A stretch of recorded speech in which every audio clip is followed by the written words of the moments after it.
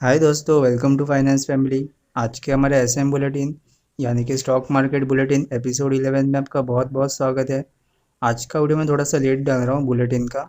मैं काफ़ी कुछ इश्यूज़ में फंस गया था, थोड़े काम में बिजी था, तो इसलिए मैं माफ़ी चाहता हूँ आपसे पहले।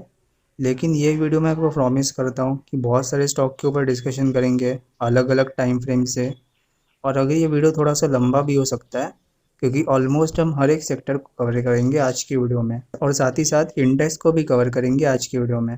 तो मैं एक बात तो आपको कह सकता हूँ कि ये वीडियो लंबा तो ज़रूर होगा, लेकिन अगर आपने ये वीडियो पूरा देख लिया तो आपको उस चार्ट पर कैसे अंदाज़ा लग जाएगा कि करेक्शन कहाँ पर ख़त्म होती है, और साथ ही साथ ब्रॉडर मार्केट्स में क्या चल रहा है, साथ ही साथ ग्लोबल मार्केट्स में भी आइडिया लग जाएगा कि करेक्शन कहाँ पर ख़त्म हो सकती है। तो आज का वीडियो पूरा ज़रूर देखेगा। मैं प्रॉमिस करता हूँ आपसे कि अगर आपने ये पूरा वीडियो देख लिया तो आपका टाइम बिल्कुल भी वेस्ट नहीं होगा। आप फील करोगे कि कुछ तो नया सीखा है आज आपने। तो चलिए शुरू करते हैं आज की वीडियो को।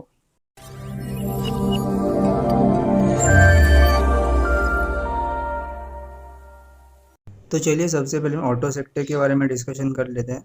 ऑटो सेक्टर में सबसे पहले हम टायर इंडस्ट्री के बारे में बात करेंगे। टायर इंडस्ट्री में सबसे लीडर स्टॉक है, सबसे महंगा स्टॉक, उसके बारे में डिस्कस कर लेते हैं, यानी कि एमआरएफ। ये एमआरएफ का डेली चार्ट है, इसमें करेक्शन काफ़ी पूरी हो गई है। और अब हमने अपने टेलीग्राम चैनल पे भी अपडेट किया था कि आप चाहो तो इसे बाय कर सकते हो अभी के अभी। और फ्राइडे के दिन इसने 5% की अपमूव दे दी। तो मुझे कमेंट में ज़रूर बताइएगा कि कौन इसे बाय कर सकता था और किसने बाय कर लिया है। और एक स्टॉक हमने अपडेट दिया था सीएट टायर्स। सीएट टायर्स में भी काफ़ी अच्छी अपमूव दिखाई दी। सीएट टायर्स हालांकि आप अभी भी ले सकते हो, अभी भी कोई इसमें जल्दी नहीं हुई। तो सीएट टायर्स की करेक्शन तो पूरी हो चुकी है। मूविंग एवरेज इस पर इतने स्क्वीज हो चुका है कि ये बहुत अच्छी पोजीशन में अभी मौजूद है। तो अगर आप चाहो तो इसे भी ज़रूर बाय कर सकते हो। टायर इंडस्ट्री का जो लीडर स्टॉक है बालकृष्ण इंडस्ट्रीज़, उसको भी एक बार देख लेते हैं। बालकृष्ण इंडस्ट्रीज़ को अगर आपने नोटिस किया होगा, इसमें ब्रेकआउट सबसे पहले आ गया बाकी टायर इंडस्ट्री के कंपेयर में। सितंबर में इसका ब्रेकआउट आ गया स्टार्टिंग है, और अभी ये काफ़ी ऊपर आ चुका है। एक और स्टॉक देख लेते हैं, टीवीएस श्रीचक्र। ये भी काफ़ी बेहतरीन चार्ट है वीकली टाइम फ्रेम के हिसाब से। 2017 में इसकी करेक्शन स्टार्ट हो गई और 2021 में करेक्शन एंड हो चुकी है, और इसमें अपमूव भी स्टार्ट हो गई। तो अभी भी आप इसे बाय कर सकते हो। ये चारों टायर इंडस्ट्री के स्टॉक हमने जो डिस्कस किए वो काफ़ी अच्छे स्टॉक है लॉन्ग टर्म के लिए। और शॉर्ट टर्म के लिए सीएट टायर्स और एमआरएफ टायर्स, ये दोनों काफ़ी अच्छे स्टॉक हैं। तो शॉर्ट टर्म और लॉन्ग टर्म दोनों के लिए आप टायर इंडस्ट्री पे नज़र ज़रूर रखिए। मैं हालांकि ये रिकमेंड करूँगा कि आपको लॉन्ग टर्म के लिए बाय करना होगा, क्योंकि लॉन्ग टर्म में काफ़ी अच्छे स्टॉक परफॉर्म कर सकते हैं। क्योंकि हम बहुत बड़ी बुल मार्केट में जी रहे हैं। बुल मार्केट में करेक्शन तो आ सकती है, लेकिन करेक्शन में ज़्यादा नीचे नहीं आएंगे, क्योंकि ऑलरेडी इसकी करेक्शन चल रही थी। एक और बार सीएट टायर का चार्ट देख लेते हैं। सीएट टायर जैसा कि आप देख रहे हो, फेब्रुआरी से लेकर अभी तक करेक्शन कर रहा है। तो ये काफ़ी अच्छी करेक्शन पूरी हो चुकी है इसकी। अभी हालांकि मार्केट थोड़ी नीचे भी आती है, लेकिन ये स्टॉक ज़्यादा नीचे नहीं आएगा। ये स्टॉक अच्छे से ऊपर चलता रहेगा। एक और स्टॉक देख लेते हैं जो कि लीडर स्टॉक है टू व्हीलर सेक्टर में, बजाज ऑटो। ये बजाज ऑटो का डेली चार्ट है। डेली टाइम फ्रेम पर इसने 200 एम पर सपोर्ट ले ली है, और ये सपोर्ट में काफ़ी अच्छा कंसोलिडेट भी कर सकता है। हालांकि इसमें करेक्शन ख़त्म हो चुकी है या नहीं हो चुकी, उसमें थोड़ा सा डाउट है, लेकिन प्राइस वाइज तो करेक्शन ख़त्म हो गई। यानी कि जो लो अब लग चुका है वो लो अब दोबारा नहीं कटने वाला। लेकिन अगर इसको करेक्शन को बढ़ाना भी है तो ये यहाँ पर कंसोलिडेट कर सकता है। कंसोलिडेशन यानी कि टाइम वाइज करेक्शन बाकी है, और अगर ये टाइम वाइज करेक्शन पूरी हो जाती है तो इसमें बहुत अच्छी अपमूव दिखाई दे सकती है। एक और स्टॉक देख लेते हैं जो पूरे ऑटो इंडस्ट्री में सभी ऑटो इंडस्ट्री के स्टॉक को आउट परफॉर्म कर सकता है, यानी कि टाटा मोटर्स। आप में से बहुत सारे लोगों का फेवरेट स्टॉक भी है, लेकिन एक बार इसका मंथली चार्ट देख लेते हैं। मंथली चार्ट में 2015 से लेकर 17 तक यहाँ पर एक डबल टॉप फॉर्म हुआ, यानी कि एम पैटर्न। एम पैटर्न में काफ़ी नीचे आ चुका, मूविंग एवरेजेस भी काफ़ी नीचे आ गया, लेकिन अब जाकर ये ऊपर आ चुका है और ऊपर टिक चुका है, और अभी इसने ऊपर जाने की तैयारी भी कर ली।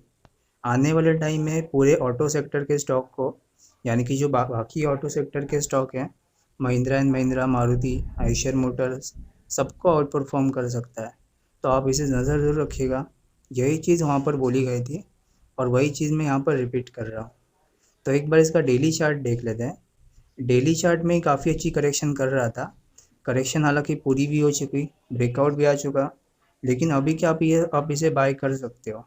हालांकि इसको थोड़ा नीचे आना है और अपना रिट्रेस भी कर सकता है ये ट्रेंड लाइन को, लेकिन वहाँ पर भी कोई घबराने की ज़रूरत नहीं है। ये उसको वापस वहाँ से ऊपर ही जाना है। करेक्शन तो इसकी ख़त्म हो चुकी है। मार्केट हालांकि यहाँ से नीचे भी आती है तब भी ये ज़्यादा नीचे नहीं आने वाला, क्योंकि करेक्शन ही फरवरी से कर रहा है और अभी ख़त्म कर चुका है करेक्शन। तो मार्केट तो वहाँ से करेक्शन नहीं कर रही। मार्केट में तो अभी तक करेक्शन शुरू भी नहीं है इंडेक्स लेवल पे। हालांकि ये अगर स्टॉक आपको देख सकते हो, महिंद्रा एंड महिंद्रा, टाटा मोटर्स, बाकी ऑटो सेक्टर या इंफ्रास्ट्रक्चर, मेटल इंडस्ट्री के स्टॉक, उनमें तो करेक्शन चल रही थी 6-7 महीने से, लेकिन मार्केट में करेक्शन नहीं दिखाई दे रही। तो अगर मार्केट में करेक्शन आती है तब भी ये ज़्यादा नीचे नहीं आएगा। तो आप इसे भी बाय कर सकते हो लॉन्ग टर्म के लिए अभी के अभी। तो मुझे कमेंट में ज़रूर बताइएगा कि कौन कौन इसे बाय कर रहा है। एक और स्टॉक देख लेते हैं ऑटो सेक्टर से, यानी कि मजबूत स्टॉक देख लेते हैं ऑटो सेक्टर से। काफ़ी मजबूत स्टॉक है। ट्रैक्टर इंडस्ट्री में पूरे दुनिया में सबसे ज़्यादा ट्रैक्टर यही बनाते हैं, यानी कि महिंद्रा एंड महिंद्रा। ये महिंद्रा एंड महिंद्रा का डेली चार्ट है। हमने अपने टेलीग्राम चैनल पे साथ ही साथ यूट्यूब चैनल पे भी अपडेट किया था जब ये 780 के आसपास ट्रेड कर रहा था। टेलीग्राम चैनल पे हालांकि हमने लाइव मार्केट में अपडेट किया था इसको। तो अगर आप इसने बाय की हो तो मुझे कमेंट में ज़रूर बताइएगा। ये काफ़ी अच्छा करेक्शन पूरी कर रहा है। मूविंग एवरेजेस भी नज़दीक आ चुका है और करेक्शन इसकी ख़त्म हो चुकी है। टाइम भी काफ़ी बीता चुका है। एक और बात बोलता हूँ जो आप ध्यान से सुनिएगा। अगर कोई भी स्टॉक अपने 200 EMA को टच करता है 1 डे के टाइम फ्रेम पर और वहाँ पर करेक्शन पूरी करता है, तो उस करेक्शन को पूरी होने में मिनिमम 6-8 महीने तो लगने ही चाहिए। मैक्सिमम हालांकि 1.5 साल भी लग सकता है, लेकिन मिनिमम 6-8 महीने लगने ही चाहिए। अगर कोई भी स्टॉक 6 महीने से पहले ही करेक्शन पूरी कर देता है, कंसोलिडेशन भी हो जाती है, लेकिन वो करेक्शन 5 महीने या 4 महीने पूरे हो गई, तो हम उस करेक्शन को वैलिड नहीं मानेंगे। करेक्शन तभी वैलिड मानी जाएगी जब मिनिमम 6-8 महीने लग चुके रहेंगे। आप इस बात को नोटिस कीजिएगा, ध्यान ज़रूर रखिए, और चाहे तो आप इस बात को लिख सकते हैं। इस बात की वैल्यू काफ़ी ज़्यादा है।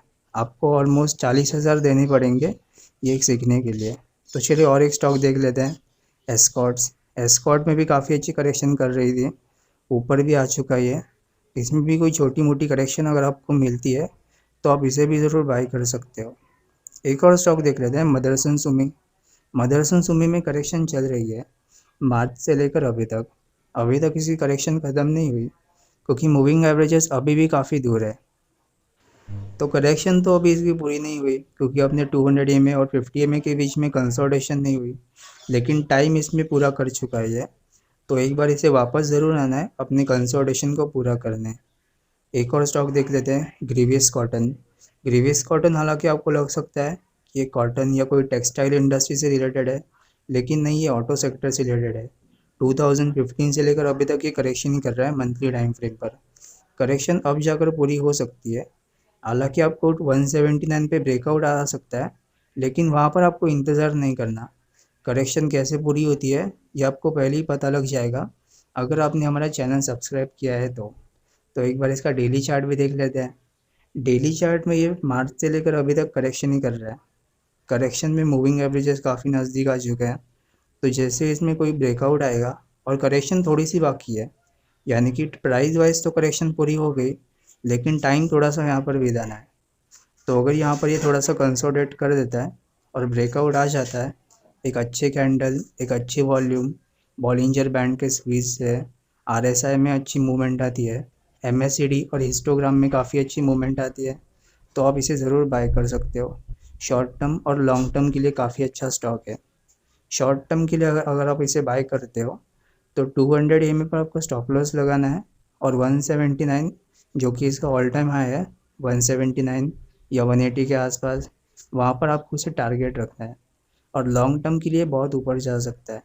लॉन्ग टर्म के लिए कोई टारगेट नहीं है, आपको स्टॉप लॉस को ट्रेल करते जाना है लॉन्ग टर्म के लिए। एक और स्टॉक देख लेते हैं, स्वराज इंजन्स। आप यहाँ से आसानी से आइडेंटिफाई कर सकते हो कि जुलाई से लेकर अभी तक ये करेक्शन ही कर रहा है। हालांकि इसमें 4 महीने का ही टाइम पूरा हो चुका है। हमने यहाँ पर बात की हुई थी कि अगर कोई भी स्टॉक 200 EMA पर आता है डेली टाइम फ्रेम पर, तो मिनिमम 6-8 महीने तो लगने हैं करेक्शन को कंप्लीट करने में, और अभी तक इसे 4 महीने ही कंप्लीट हुआ है। तो करेक्शन यहाँ पर बिल्कुल भी कंप्लीट नहीं हुई, काफ़ी टाइम बचा हुआ है और एक कंसोलिडेशन भी बची हुई है, और हो सकता है कि प्राइस वाइज भी पूरी नहीं हुई। तो और एक स्टॉक देख लेते हैं, बॉश लिमिटेड। ये बॉश लिमिटेड का वीकली चार्ट है, आप इसे अभी बाय कर सकते हो लॉन्ग टर्म के लिए। 2015 से लेकर अभी तक ये करेक्शन ही कर रहा था, करेक्शन में काफ़ी नीचे आ चुका है, लेकिन अभी जाकर इसने ब्रेकआउट भी दे दिया। अगर मैं आपको पहले ही बता सकता था अपने टेलीग्राम चैनल पे या यूट्यूब पे, लेकिन मैं वेट करता रहा तब तक कि वीकली टाइम फ्रेम पर अच्छी सी क्लोजिंग आ जाए, और वीकली टाइम फ्रेम पर अच्छी सी क्लोजिंग आ चुकी है 17,000 के ऊपर। तो जो लो लगा है इस वीक के कैंडल का जो लो लगा है, उस पर आप स्टॉप लॉस रख सकते हो, और अपने बड़े टारगेट के लिए आप इसे बाई कर सकते हो।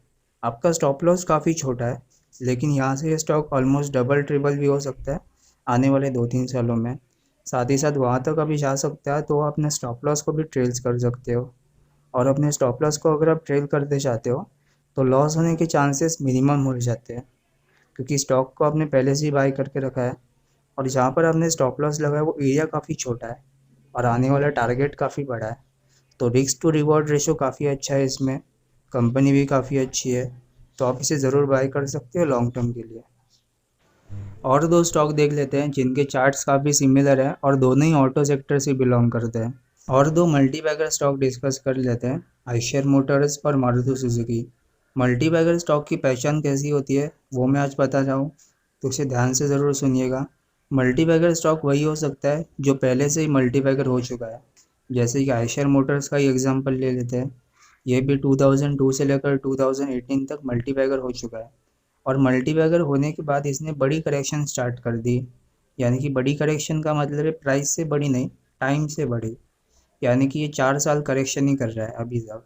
तो मल्टीबैगर स्टॉक की पहचान ऐसी होती है कि वो पहले ही मल्टीबैगर हो चुका है और उसने बड़ी करेक्शन स्टार्ट कर दी है, और वो करेक्शन जैसे ही ख़त्म होती है वहाँ पर हमें बाय करना है। करेक्शन कहाँ पर ख़त्म होती है, अगर आप इसे जानना चाहते हो तो हमारे चैनल को भी सब्सक्राइब कर दीजिए और बेल आइकन को भी प्रेस कर दीजिएगा। तो आइशर मोटर्स का चार्ट देख लेते हैं।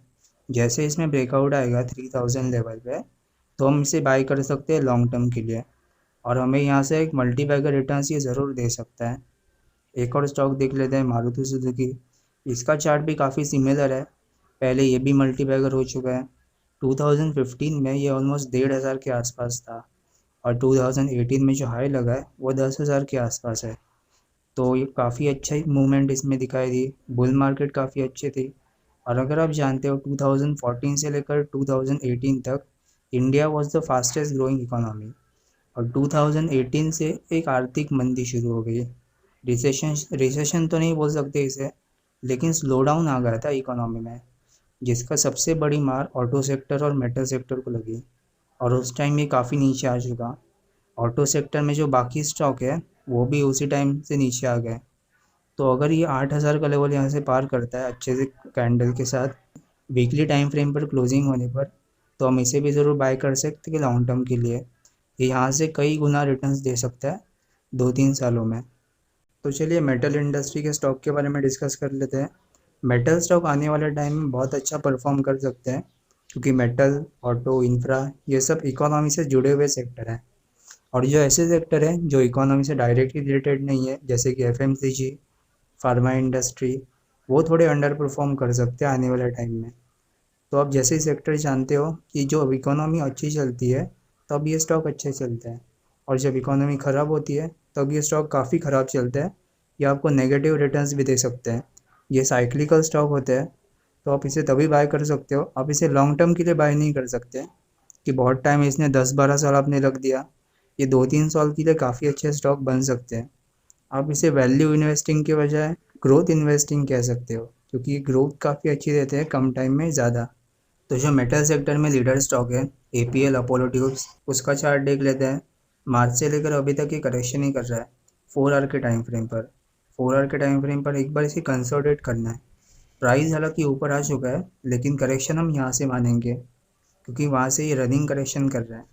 रनिंग करेक्शन का मतलब है कि जो मूव इसने पूरी कर दी उस मूव को लगभग पूरा ख़त्म कर दे, या ऑलमोस्ट 78% से ज़्यादा ख़त्म कर दे, तो हम मानेंगे कि ये रनिंग करेक्शन है। रनिंग करेक्शन की और अगर एग्जांपल जानना चाहते हो और करेक्शन के बारे में एग्जांपल जानना चाहते हो कि complex correction, running correction, price wise या टाइम वाइज करेक्शन ये सब होता क्या है, तो मुझे कमेंट में ज़रूर बताइएगा। तो एक और स्टॉक देख लेते हैं, ग्राफाइट इंडिया। ग्राफाइट इंडिया का वन डे का चार्ट देख लेते हैं। ये वन डे का चार्ट है, मई से लेकर अभी तक ये करेक्शन ही कर रहा है। करेक्शन में ये 200 EM पर नहीं आ चुका। एक बार ऐसे वहाँ पर आना है, वहाँ पर कंसोलिडेट करना है, तभी हम मानेंगे करेक्शन ख़त्म हो गई। और ये पॉसिबल है कि ये करेक्शन इस साल ख़त्म ना हो और अगले साल ख़त्म हो जाए। जनवरी के ख़त्म होते हैं, जनवरी के मिड तक ये करेक्शन ख़त्म हो सकती है। तो अगर आप इसने बाय किया हुआ है तो लॉन्ग टर्म का चार्ट काफ़ी अच्छा है इसका। तो अगर आप इसे बाय कर सकते हो लॉन्ग टर्म के लिए, जैसे ही करेक्शन ख़त्म होती है।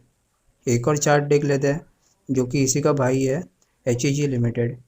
HEG में हालांकि करेक्शन थोड़ी सी कम हो गई है। ग्रेफाइट इंडिया वन डे के टाइम फ्रेम पर करेक्शन कर रहा था, लेकिन HEG 4 आवर के टाइम फ्रेम पर करेक्शन कर रहा है।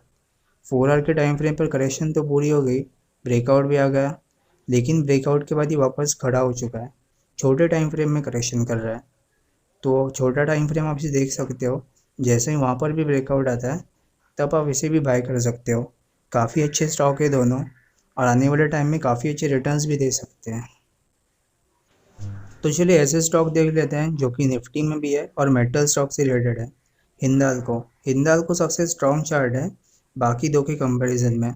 हालांकि JSW और टाटा लीडर है, टाटा स्टील लीडर स्टॉक है और JSW नंबर 2 पर है, लेकिन सबसे जो स्ट्रॉन्ग चार्ट है वो है Hindalco industries.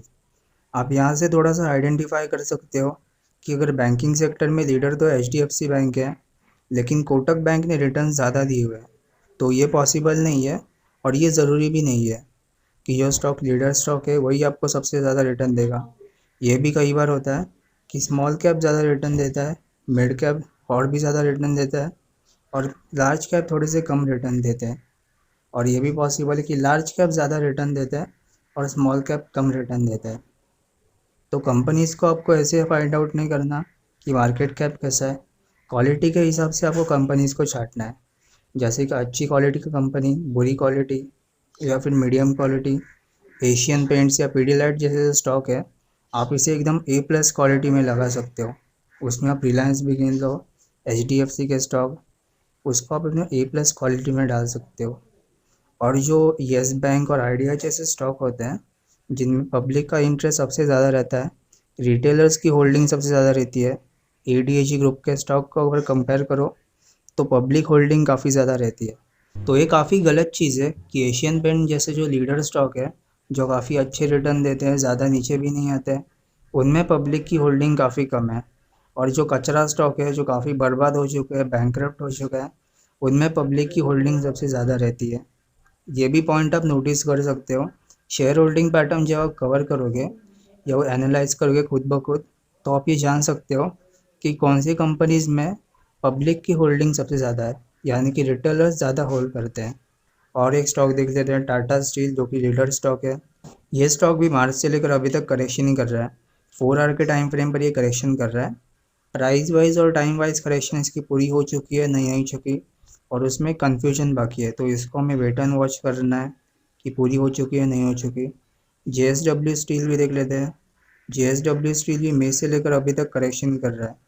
Price wise correction तो इसकी बिल्कुल पूरी नहीं हुई और टाइम वाइज भी बिल्कुल पूरी नहीं हुई, तो आप इसे ज़रूर बाय मत कीजिएगा अभी। अभी के लिए आप थोड़ा रुक सकते हैं, बाकी जैसे ही करेक्शन ख़त्म होती है तो आप इसे लॉन्ग टर्म के लिए बाय कर सकते हो। सेल का चार्ट देख लेते हैं। ये सेल का डेली चार्ट है, मई से लेकर अभी तक ये करेक्शन कर रहा है। करेक्शन इसकी भी टाइम वाइज और प्राइस वाइज बिल्कुल भी पूरी नहीं हुई, तो आप इसे भी मत बाय कीजिएगा, थोड़ा आप रुक जाइए। इसकी इसकी करेक्शन पूरी होने का इंतज़ार ज़रूर कीजिएगा। वेदांता का चार्ट देख लेते हैं। मई से लेकर अभी तक ये करेक्शन ही कर रहा था। हम करेक्शन यहाँ से गिन रहे हैं, हालांकि टॉप थोड़ा सा ऊपर लग चुका है, लेकिन एक्चुअल जो करेक्शन स्टार्ट हो गई है वो यहाँ से हो चुकी है। एक बार इसको भी कंसोलिडेट करना है, तो इस पर भी आप ज़रूर नज़र रखिएगा। हिंदुस्तान कॉपर का चार्ट देख लेते हैं। हिंदुस्तान कॉपर का चार्ट थोड़ा सा अलग है। बाकी जो स्टॉक है उनमें कन्फ्यूजन है कि प्राइस वाइज करेक्शन पूरी हो चुकी या नहीं हो चुकी, लेकिन इसमें कन्फ्यूजन नहीं है, इसमें प्राइस वाइज करेक्शन पूरी हो चुकी है। तो लेकिन अभी भी आप इसे बाय नहीं कीजिएगा, अभी इसे टाइम यहाँ पर बिताना है, कंसोलिडेट करना है 200 EMA और 50 EMA के बीच में, तभी हम मानेंगे करेक्शन पूरी हो गई। JSW PRW यानी कि जिंदाल स्टील का चार्ट देख लेते हैं। ये जिंदाल स्टील का डेली चार्ट है। ये भी मई से लेकर अभी तक करेक्शन ही कर रहा है। करेक्शन में हालांकि इसने 200 EMA पर एक बार सपोर्ट लिया था, लेकिन वो सपोर्ट इसको वापस लेना है और वापस अपने 200 EMA पे वापस आना है, तभी हम मानेंगे वहाँ पर कंसोलिडेट करके करेक्शन पूरी हो गई। तभी तक हम इसे नहीं मान सकते करेक्शन पूरी हो चुकी है, तो इसे भी आपको वेट एंड वॉच करना है। तो मेटल इंडस्ट्री के स्टॉक जैसे आप डिस्कस कर चुके हैं कि करेक्शन तो पूरी अभी तक हुई नहीं है, लेकिन आने वाले टाइम में एक डार्क हॉर्स साबित हो सकते हैं। एक बार कॉपर का भी चार्ट देख लेते हैं। कॉपर की चार्ट में हालांकि हम डिस्कस कर चुके हैं बहुत बार कि इसकी करेक्शन तो बिल्कुल पूरी नहीं हुई, टाइम यहाँ पर बिताना है, प्राइस पूरा हो चुका है, यानी कि ये जो लो आप देख रहे हो, ये लो वापस नहीं कटने वाले, लेकिन ये अभी तक कंसोलिडेट कर सकता है अपने 200 EMA और 50 EMA के बीच में, और ठीक वहीं पर ये कंसोलिडेट कर रहा है, ना कि वहाँ पे ज़्यादा ऊपर जाता है और ना कि ज़्यादा नीचे आता है। कंसोलिडेशन में मूविंग एवरेजेस भी नज़दीक आ सकते हैं, बॉलिंजर बैंड भी नज़दीक आ सकता है, और जो RSI है हमारा, वो जैसे ही रेंज में आ सकता है 60 और 40 के बीच में। जैसे ही 60-40 के रेंज में RSI में ब्रेकआउट आता है, तभी हम मानेंगे, और बाकी जो ब्रेकआउट आता है अच्छे कैंडल एक बॉलिंजर बैंड के साथ, तभी हम मानेंगे करेक्शन पूरी हो गई। तो आप इसे मेटल स्टॉक के साथ कंपेयर करके देख सकते हो कॉपर को। और एक सेक्टर के बारे में डिस्कस कर लेते हैं जो कि एनर्जी सेक्टर। एनर्जी सेक्टर में दो स्टॉक हम ऐसे डिस्कस करेंगे, एनटीपीसी और ओएनजीसी। दोनों गवर्नमेंट स्टॉक है, गवर्नमेंट इसे ओन करती है, और ये दोनों मल्टी बैगर होने के रास्ते पे आ चुके हैं। तो एनटीपीसी के बारे में पहले डिस्कस कर लेते हैं। 2008 से लेकर 20 तक ये करेक्शन कर रहा था, हालांकि अभी जाकर ये संकेत मिल रहा है कि करेक्शन पूरी हो चुकी है। अगर यहाँ पर आप जूम करके देखोगे अपने चार्ट में, तो आपको साफ साफ दिखा सकता है कि मंथली टाइम फ्रेम पर यहाँ पर एक मारूबोजू फॉर्म हुई है, और ये मारूबोजू काफ़ी अच्छी पैटर्न है। इस कैंडल के लो के ऊपर आप स्टॉप लॉस लगा सकते हो, यानी कि जो सेकेंड लास्ट मंथ है इसका, उसके लो के ऊपर आप स्टॉप लॉस लगा सकते हो। एनटीपीसी के अंदर काफ़ी अच्छी अपमूव हमें दिखाई दे सकती है। ये जो मारूबोजू यहाँ पर फॉर्म हुई है, ये काफ़ी अच्छी फॉर्म हुई है, और यहाँ पर अगर डिसइन्वेस्टमेंट होती है तो भी इसमें अपमूव दिखाई दे सकती है। और कोई भी गवर्नमेंट कंपनी की, सबसे पहले हम बात करते हैं बीपीसीएल की, उसमें डिसइन्वेस्टमेंट हो सकती है। जैसे ही कोई भी एक कंपनी में डिसइन्वेस्टमेंट होगी, गवर्नमेंट के हाथ अच्छे से पैसे आ जाएंगे और वो यूटिलाइज भी हो जाएंगे, तब सारी गवर्नमेंट कंपनीज़ के अंदर आग लग सकती है, और उसमें काफ़ी अच्छी एनटीपीसी रिटर्न आपको दे सकता है। ओएनजीसी का भी चार्ट देख लेते हैं एक बार।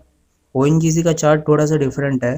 2007 से लेकर 2021 तक ये करेक्शन कर रहा था। करेक्शन में मूविंग एवरेजेस के भी नीचे आ चुका है। मंथली टाइम फ्रेम पर मूविंग एवरेजेस के नीचे आना, ये काफ़ी बड़ी बात होती है, यानी कि करेक्शन काफ़ी लंबा चल चुका है। ओएनजीसी में काफ़ी अच्छा पैटर्न हमें दिखाई दे रहा है। मूविंग एवरेजेस के नीचे आ चुका था, लेकिन ये फिर से ऊपर आ चुका है, यानी कि करेक्शन तो काफ़ी बड़ी हुई और करेक्शन पूरी भी हो चुकी है। लेकिन ये मंथ के क्लोजिंग का आपको इंतज़ार करना है, यानी कि जो अक्टूबर मंथ चल रहा है वो पूरा क्लोज होने तक आपको इसमें ट्रेड नहीं लेना। अगर ये क्लोजिंग मूविंग एवरेजेस के ऊपर हो जाती है, तभी आपको ट्रेड लेना है, और ट्रेड लेते ही आपको अब 200 EMA पर स्टॉप लॉस लगा देना है, और ये काफ़ी अच्छी मल्टीबैगर रिटर्न्स आपको दिखाई दे सकता है इसमें। और एक स्टॉक देख लेते हैं, निफ्टी का सबसे हैवी वेट स्टॉक और इंडिया का सबसे बड़ी कंपनी, रिलायंस इंडस्ट्रीज़। रिलायंस इंडस्ट्रीज़ अगस्त 2020 से लेकर सितंबर 2021 तक करेक्शन ही कर रहा था। करेक्शन तो इसकी पूरी हो चुकी है, लेकिन हमने बहुत बार इसे कवर किया था अपने यूट्यूब चैनल के। जब ये 2000 के आसपास था, तभी मैंने कवर किया था कि आप इसे बाय कर सकते हो, और उस टाइम मैंने ये भी कहा था कि मैं इसलिए बार बार कवर कर रहा हूँ ताकि आप इसे बाय कर सको। अगर आपने अभी तक इसे बाय नहीं किया, तो अभी भी कोई ज़्यादा अपमूव नहीं दिखाई दी। हालांकि आप मान सकते हो थोड़ी अपमूव आ चुकी है, लेकिन अभी तक इसकी बुल मार्केट ख़त्म नहीं हुई, तो अभी भी इसे बाय कर सकते हो लॉन्ग टर्म के लिए। काफ़ी अच्छी अपमूव यहाँ से भी दिखाई दे सकती है आपको। और एक स्टॉक देख लेते हैं, पावर ग्रिड। पावर ग्रिड भी 2017 से लेकर 21 तक करेक्शन कर रहा था, ब्रेकआउट भी आ गया, लेकिन ब्रेकआउट के बाद वैसी अपमूव नहीं दिखाई दी जैसे दिखनी चाहिए, यानी कि थोड़ा सा धीमे धीमे होकर ऊपर जा रहा है, तो ये थोड़ी सी वीकनेस की साइन है। लेकिन साथ ही साथ एक ये अपॉर्चुनिटी भी है कि आप इसे बाय कर सकते हो, कोई भी करेक्शन मिलती हो तो, या कोई छोटी मोटी करेक्शन इसमें अगर होती है, तब आप इसे बाय कर सकते हो लॉन्ग टर्म के लिए। और एक चार्ट देख लेते हैं, हिंदुस्तान पेट्रोलियम। ये हिंदुस्तान पेट्रोलियम का वीकली चार्ट है। 2018 से लेकर 21 तक, यानी कि अभी तक करेक्शन कर रहा था। ये नीचे इसमें एक रेंज फॉर्म हुई है। ये रेंज का ब्रेकआउट भी आ चुका है। जैसे ये रेंज फॉर्म हुई, आप इसे एक वेज की तरह भी मान सकते हो, जो कि फॉलिंग वेज है। तो वेज जैसे ही फॉर्म हुआ, एक करेक्शन फॉर्म हुई। हमने अपने पहले में बात कर चुका हूँ इसके बारे में। जैसे ही कोई पैटर्न फॉर्म होता है तो इसमें करेक्शन ज़रूर होती है। बिना करेक्शन के कोई पैटर्न फॉर्म नहीं होता। यहाँ पर भी करेक्शन हुई है तभी पैटर्न फॉर्म हुआ है। ब्रेकआउट भी आ चुका है इस पैटर्न का, तो आप इसे भी ज़रूर बाय कर सकते हो। प्रीवियस कैंडल के लो के ऊपर आपको स्टॉप लॉस लगा देना है और आप इसे बाय कर सकते हो लॉन्ग टर्म के लिए। और ये जो हाई बना है इसका 500 के आसपास, वो भी इसमें आसानी से दिखाई दे सकता है दिसंबर 2022 के पहले। गैस सेक्टर से रिलेटेड स्टॉक देख लेते हैं। सबसे पहले हम गुजरात गैस का स्टॉक देखेंगे। ये अगस्त से लेकर अभी तक करेक्शन कर रहा था। एक बार इसका 1 डे का चार्ट की वजह 4 आवर का चार्ट देख लेते हैं। 4 आवर की चार्ट में साफ साफ आप देख पा रहे हो कि 200 EMA के नीचे आ चुका है और नीचे अच्छे से टिक चुका है। तो इसका साफ साफ मतलब है कि अपने अगले टाइम फ्रेम पर करेक्शन पूरी कर सकता है। और अगले टाइम फ्रेम का 4 आवर के अगले टाइम फ्रेम का मतलब है 1 डे का टाइम फ्रेम। 1 डे का टाइम फ्रेम में 200 EMA काफ़ी दूर है, जो कि ये वाला लेवल है। जैसे यहाँ पर ये बिल्कुल आ सकता है, यहाँ पर आके करेक्शन करेगा।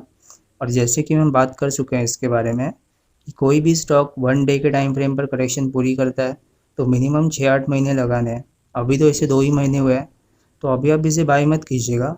काफ़ी एज बड़ी इसमें अपमूव दिखाई दे सकती है, लेकिन एक करेक्शन के बाद। और एक स्टॉक देख लेते हैं, महानगर गैस।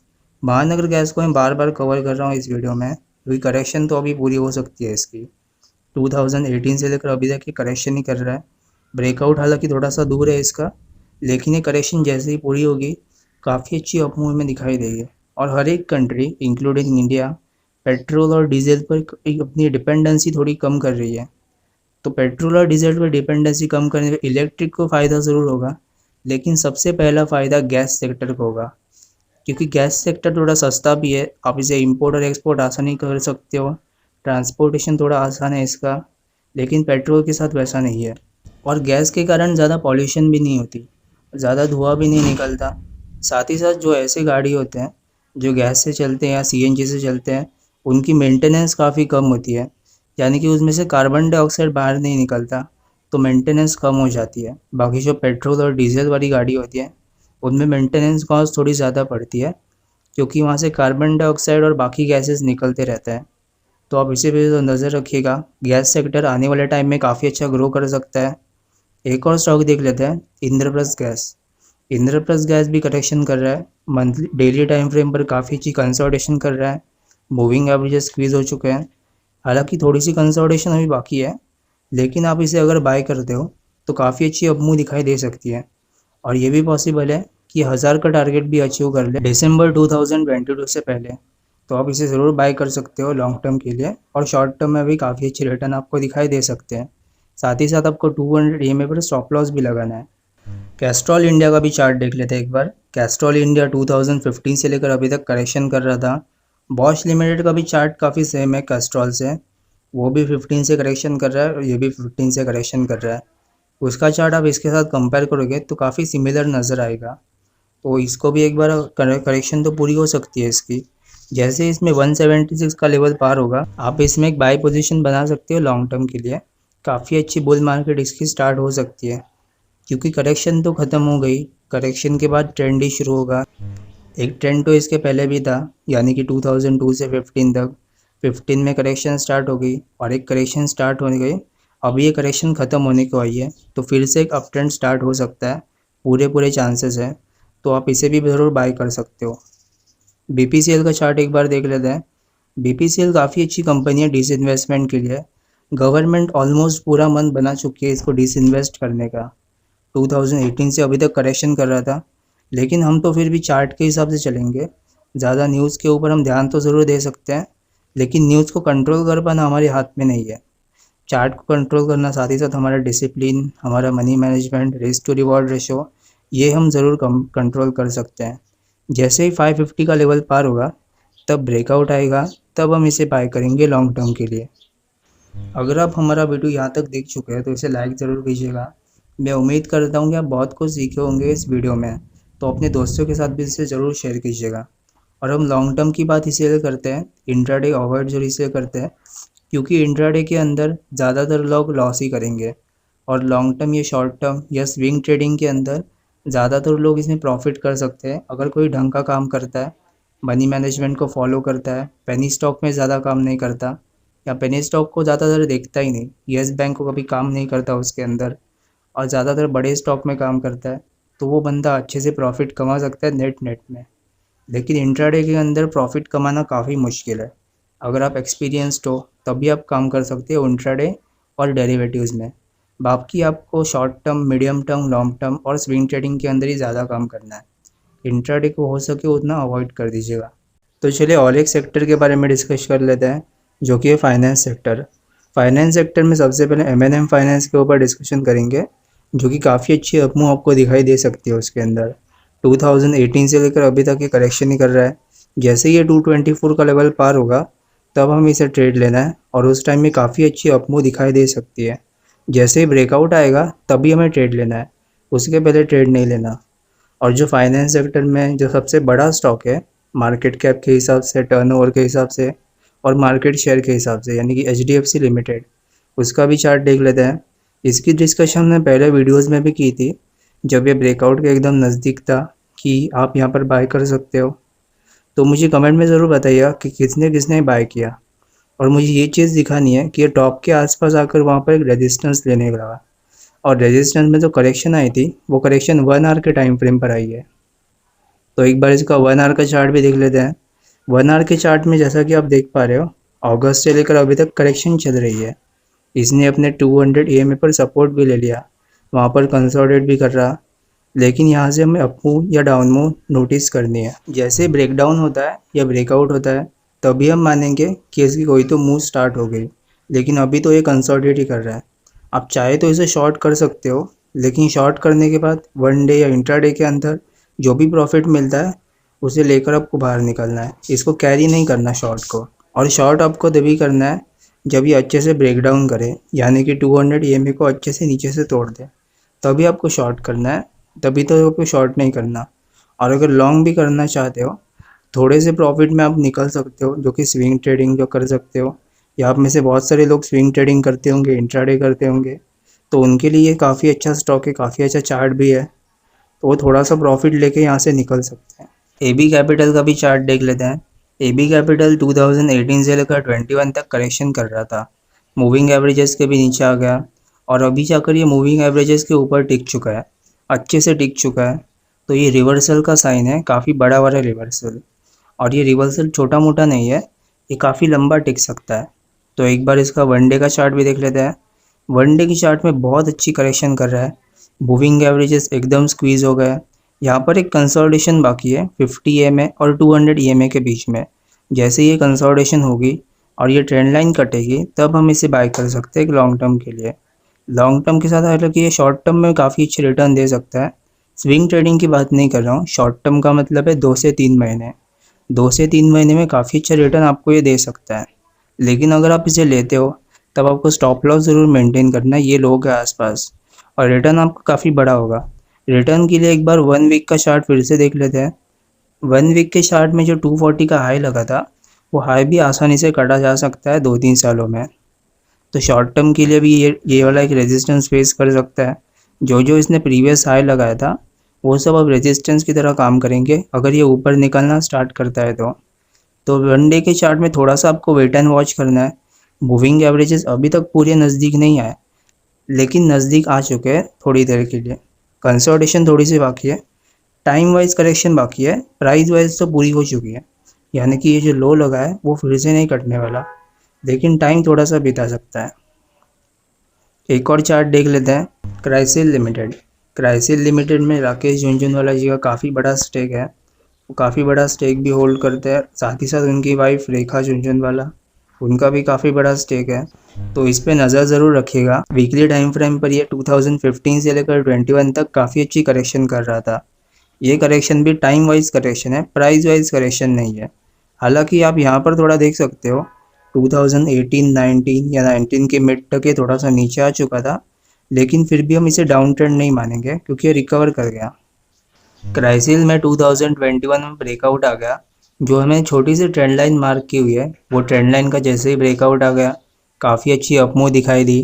तो एक बार इसका 4 आवर का चार्ट देख लेते हैं। एक बड़ी करेक्शन पार करने के बाद एक छोटी करेक्शन में एंटर कर चुका है, यह इसका मतलब है। बड़ी करेक्शन तो पूरी हो गई, यानी कि जो वीकली टाइम फ्रेम पर 2015 से लेकर 21 तक चल रही थी, वो करेक्शन तो पूरी हो गई। लेकिन अभी जाकर ये फिर से करेक्ट करने लगा, और ये भी पॉसिबल है कि और 2 महीने तक करेक्ट करता रहे। लेकिन 2 महीने जैसे ही पूरे होते हैं, अब ये अपने 200 EMA और 50 EMA के बीच में कंसोलिडेट कर देता है, तब हम इसे बाय कर सकते हैं। ये काफ़ी अच्छी पिक हो सकती है लॉन्ग टर्म के लिए, और उस टाइम शॉर्ट टर्म के लिए भी। लेकिन अभी आपको इसमें कोई पोजीशन नहीं बनानी। आप में से कुछ लोग ये भी सोच सकते हैं कि ये 200 EMA थोड़ा थोड़ा दूर है, अभी ये प्राइस थोड़ा दूर है, तो क्यों ना हम शॉर्ट कर ले, ये कर ले। तो आपको शॉर्ट नहीं करना, ये बुल मार्केट है, करेक्शन में आपको बाय करना है, राइज में शॉर्ट नहीं करना। और एक चार्ट देख लेते हैं लॉन्ग टर्म के लिए, क्रेडिट एक्सेस ग्राम। इसकी भी पहले हमने चर्चा की हुई थी कि काफ़ी अच्छा ट्रायंगल पैटर्न फॉर्म हो रहा है। और एक बात बता देता हूँ आपको कि ट्रायंगल पैटर्न से रिलेटेड, ये बात मैंने 40,000 देकर सुनी थी, लेकिन आपको मैं फ्री में बता सकता हूँ। तो इस बात को ध्यान से सुनिएगा। कोई भी पैटर्न आप देखते हो, triangle pattern, rectangle pattern, cup and handle, head and shoulder, कोई भी पैटर्न, यू शेप पैटर्न, वो सब पैटर्न करेक्शन की वजह से फॉर्म हो रहा है। कोई भी पैटर्न फॉर्म होता है आपको दिखे, तो इसका साफ साफ मतलब है कि करेक्शन हो रही है।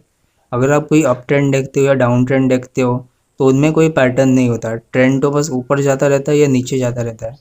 एशियन पेंट का आप लॉन्ग टर्म का चार्ट देख लो, आपको कोई भी पैटर्न उसमें नज़र नहीं आएगा, क्योंकि ट्रेंड का कोई पैटर्न नहीं होता। उसी जगह पर आप ये वाला पैटर्न देख लो, क्रेडिट एक्सेस ग्राम, इसमें ट्रायंगल बन रहा है लॉन्ग टर्म में, तो करेक्शन हुई है। करेक्शन का मतलब ही पैटर्न है, और हमें करेक्शन को फाइंड आउट करना है। एक ट्रेंड के बाद करेक्शन आती है, और फिर वो ट्रेंड ख़त्म होता है, फिर एक करेक्शन आती है, फिर वो करेक्शन ख़त्म होने के बाद और एक ट्रेंड शुरू हो जाता है।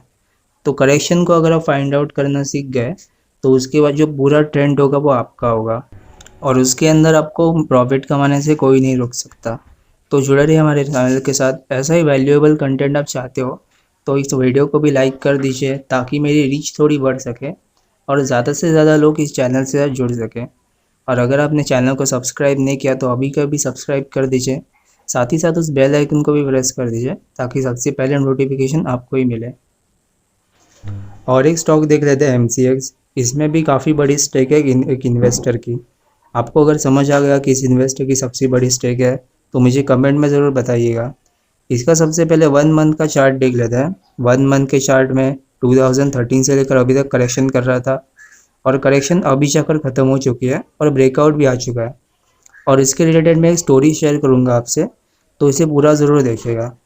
एक बार इसका वीकली चार्ट भी देख लेते हैं।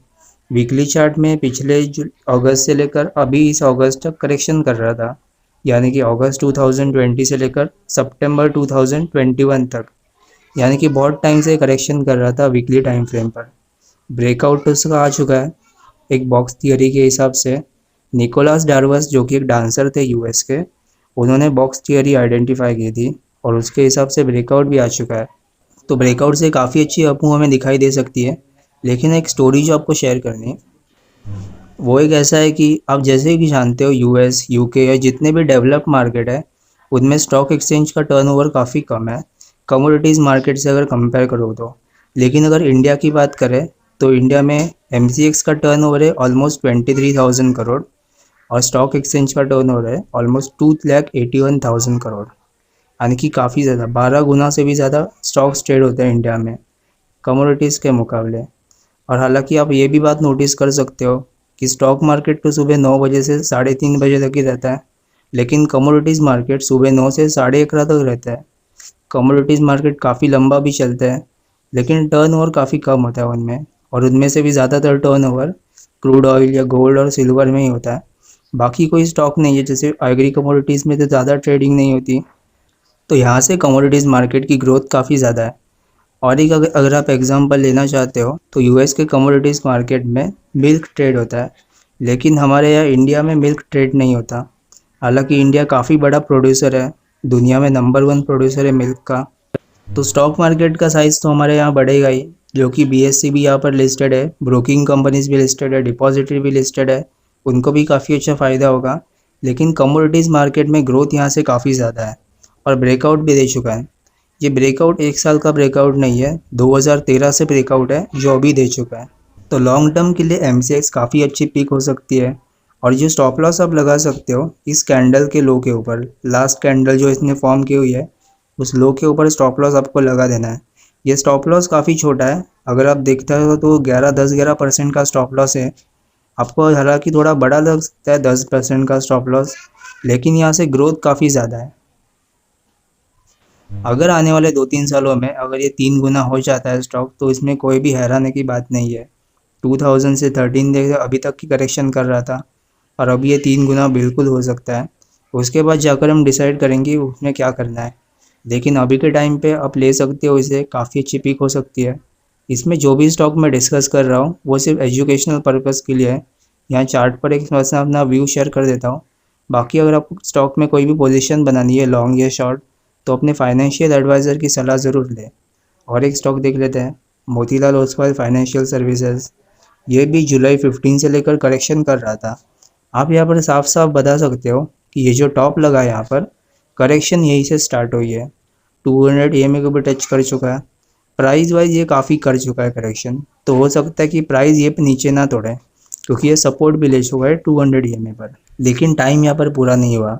मैंने हालांकि पहले बात कर चुका था यहाँ पर वीडियो में कि अगर कोई भी स्टॉक 1 डे के टाइम फ्रेम पर 200 ईएमए पर सपोर्ट लेता है तो मिनिमम 6 से 8 महीने लगाने करेक्शन को पूरी करने में।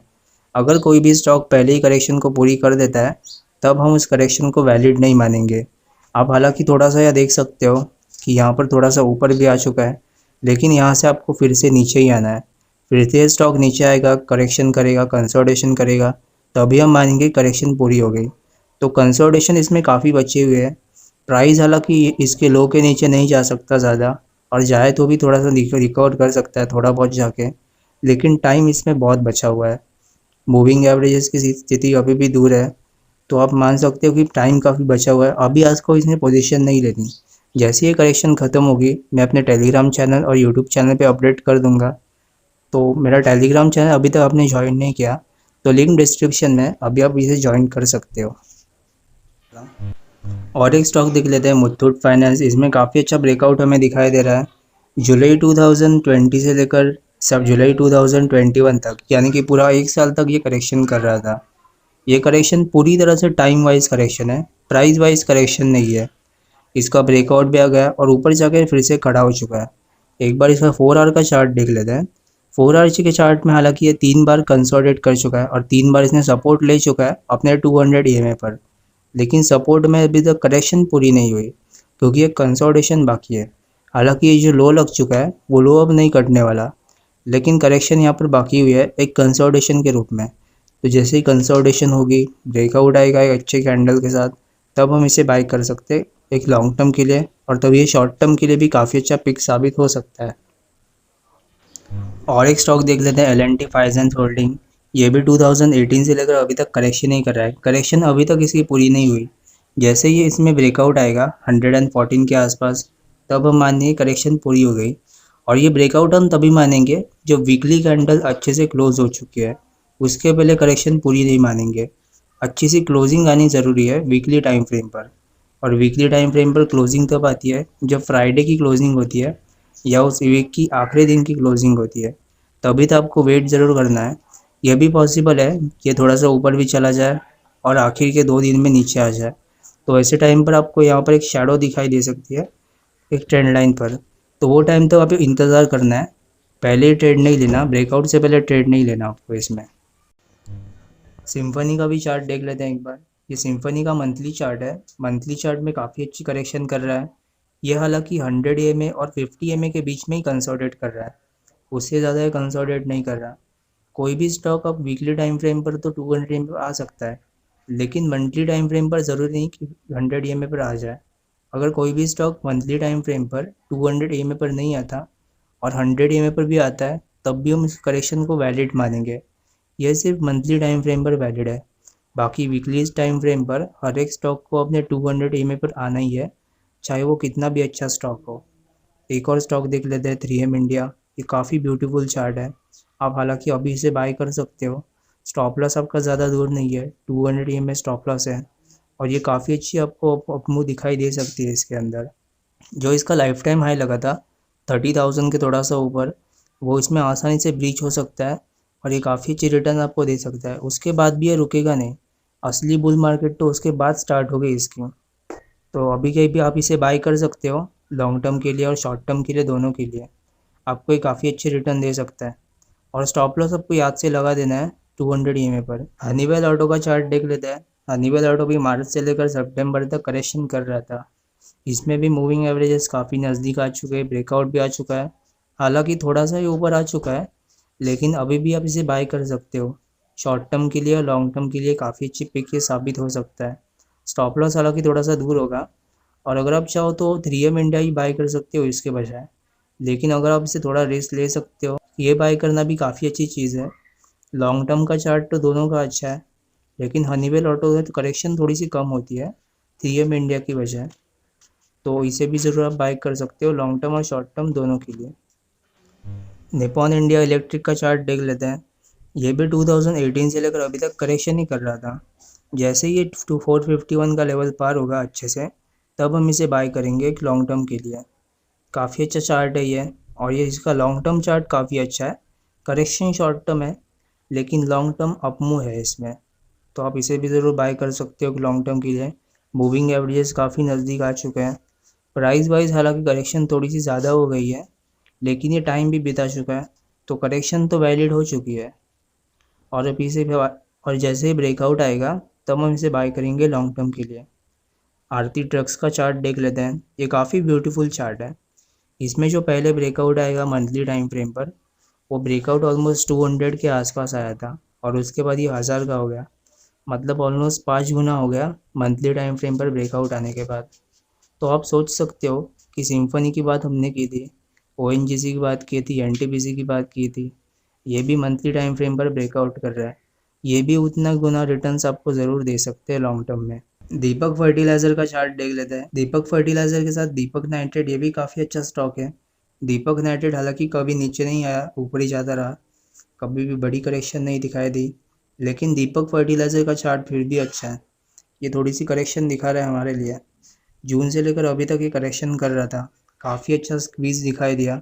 जैसे स्क्वीज़ का ब्रेकआउट आएगा, तब हम इसे बाय करेंगे। ये चार्ट 3 आवर का चार्ट है। 3 आवर के चार्ट में जो भी कोई करेक्शन आती है, उसको मिनिमम 3 से 4 महीने तो लगाना है करेक्शन पूरी करने में। मैक्सिमम ये 6-8 महीने भी लगा सकता है, लेकिन मिनिमम इतने टाइम तो लगाना है करेक्शन को पूरी करने में। उससे पहले अगर कोई करेक्शन पूरी करता है, तो हम उस कलेक्शन को वैलिड नहीं मानेंगे। तो जैसे इसमें ब्रेकआउट आता है, मैं अपने टेलीग्राम चैनल पे अपडेट कर दूंगा। और इसका ब्रेकआउट ज़्यादा दूर भी नहीं है, बहुत नज़दीक इसका ब्रेकआउट है। तो इस पर ज़रूर ध्यान रखिएगा और हमें टेलीग्राम चैनल को भी सब्सक्राइब कर दीजिए, लिंक डिस्क्रिप्शन में। भारत रसायन का चार्ट देख लेते हैं। ये चार्ट काफ़ी इंटरेस्टिंग है। सितंबर से लेकर मई तक ये करेक्शन कर रहा था, यानी कि सितंबर 2020 से लेकर मई 2021 तक। ब्रेकआउट भी आ गया जैसे इसने ट्रेंड लाइन पार की, लेकिन एक कंसर्न उस टाइम ये था कि ये अपने 200 EMA को टच नहीं किया उस टाइम। 200 EMA को टच करने ही वापस आ सकता है। सितंबर 2020 में करेक्शन स्टार्ट हो गई और ये अपने 200 EMA पर नहीं आया, तो वापस ये ज़रूर आएगा कंसोलिडेट करने, और ये वापस आ भी रहा है कंसोलिडेट करने के लिए। तब आप इसे ज़रूर नज़र रखिएगा। काफ़ी इंटरेस्टिंग चार्ट है। और इससे रिलेटेड और एक चार्ट भी है, जैसे कि इंडिया मार्ट, जिसकी चर्चा हमने पहले की हुई थी। वो भी अपने 200 EMA को टच नहीं किया था डेली टाइम फ्रेम पर, वो भी वापस आ सकता है। तो अगर आपने उसे बाय किया हुआ है, तो थोड़ा चौकन्ना रहिएगा, थोड़ा कॉशियस रहिएगा, क्योंकि उसके भी पूरे पूरे चांसेस है थोड़े रिटर्न आने के। एक और चार्ट देख लेते हैं, BASF। BASF इंडिया काफ़ी अच्छा चार्ट है। 2 आवर के टाइम फ्रेम पर करेक्शन कर रहा है। हालांकि इसने भी अभी तक टच नहीं किया अपने 200 EMA को, इसको भी वापस आना है कंसोलिडेट करने, लेकिन फिर भी ये काफ़ी अच्छा चार्ट है लॉन्ग टर्म के लिए। लॉन्ग टर्म और शॉर्ट टर्म में भी काफ़ी अच्छा रिटर्न दे सकता है, जैसे ये करेक्शन पूरी होती है तब। कोरोमंडल इंटरनेशनल का चार्ट देख लेते हैं। काफ़ी ब्यूटीफुल चार्ट है। अगस्त 2020 से लेकर सितंबर 2021 तक ही करेक्शन कर रहा था।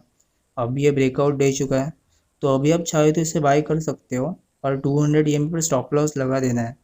और अगर आपको स्टॉप लॉस थोड़ा सा डीप रखना है, थोड़ा सा सेफ रहना चाहते हो, तो ये लो के ऊपर भी आप स्टॉप लॉस लगा सकते हो। ये लो शायद अभी पूरा कटने वाला नहीं है, काफ़ी अच्छे रिटर्न आपको दे सकता है शॉर्ट टर्म में और लॉन्ग टर्म में भी। शॉर्ट टर्म का मतलब है 2 से 3 महीने के लिए, उसके लिए आप होल्ड कर सकते हो। ये स्टॉक काफ़ी अच्छा स्टॉक है। यूपीएल का चार्ट देख लेते हैं। ये यूपीएल का मंथली चार्ट है। 2007 से लेकर 2014 तक ये करेक्शन ही कर रहा था। वो करेक्शन भी प्राइस वाइज करेक्शन नहीं थी, टाइम वाइज करेक्शन थी।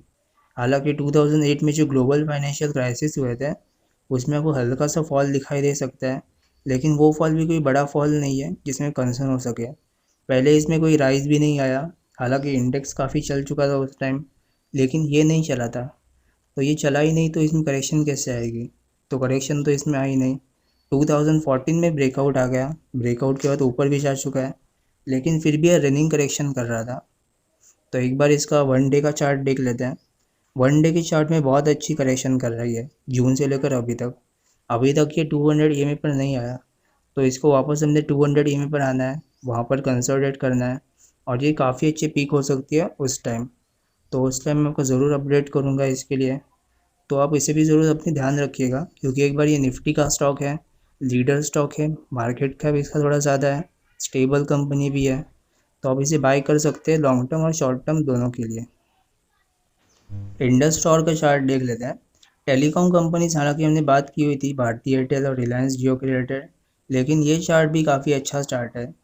2015 से लेकर करेक्शन स्टार्ट हो गई है इसमें, काफ़ी नीचे भी आ चुका है। हालांकि पहले का इसमें चार्ट अवेलेबल नहीं है हमारे पास, तो मूविंग एवरेजेस क्लियर नहीं दिखाई दे रहा है।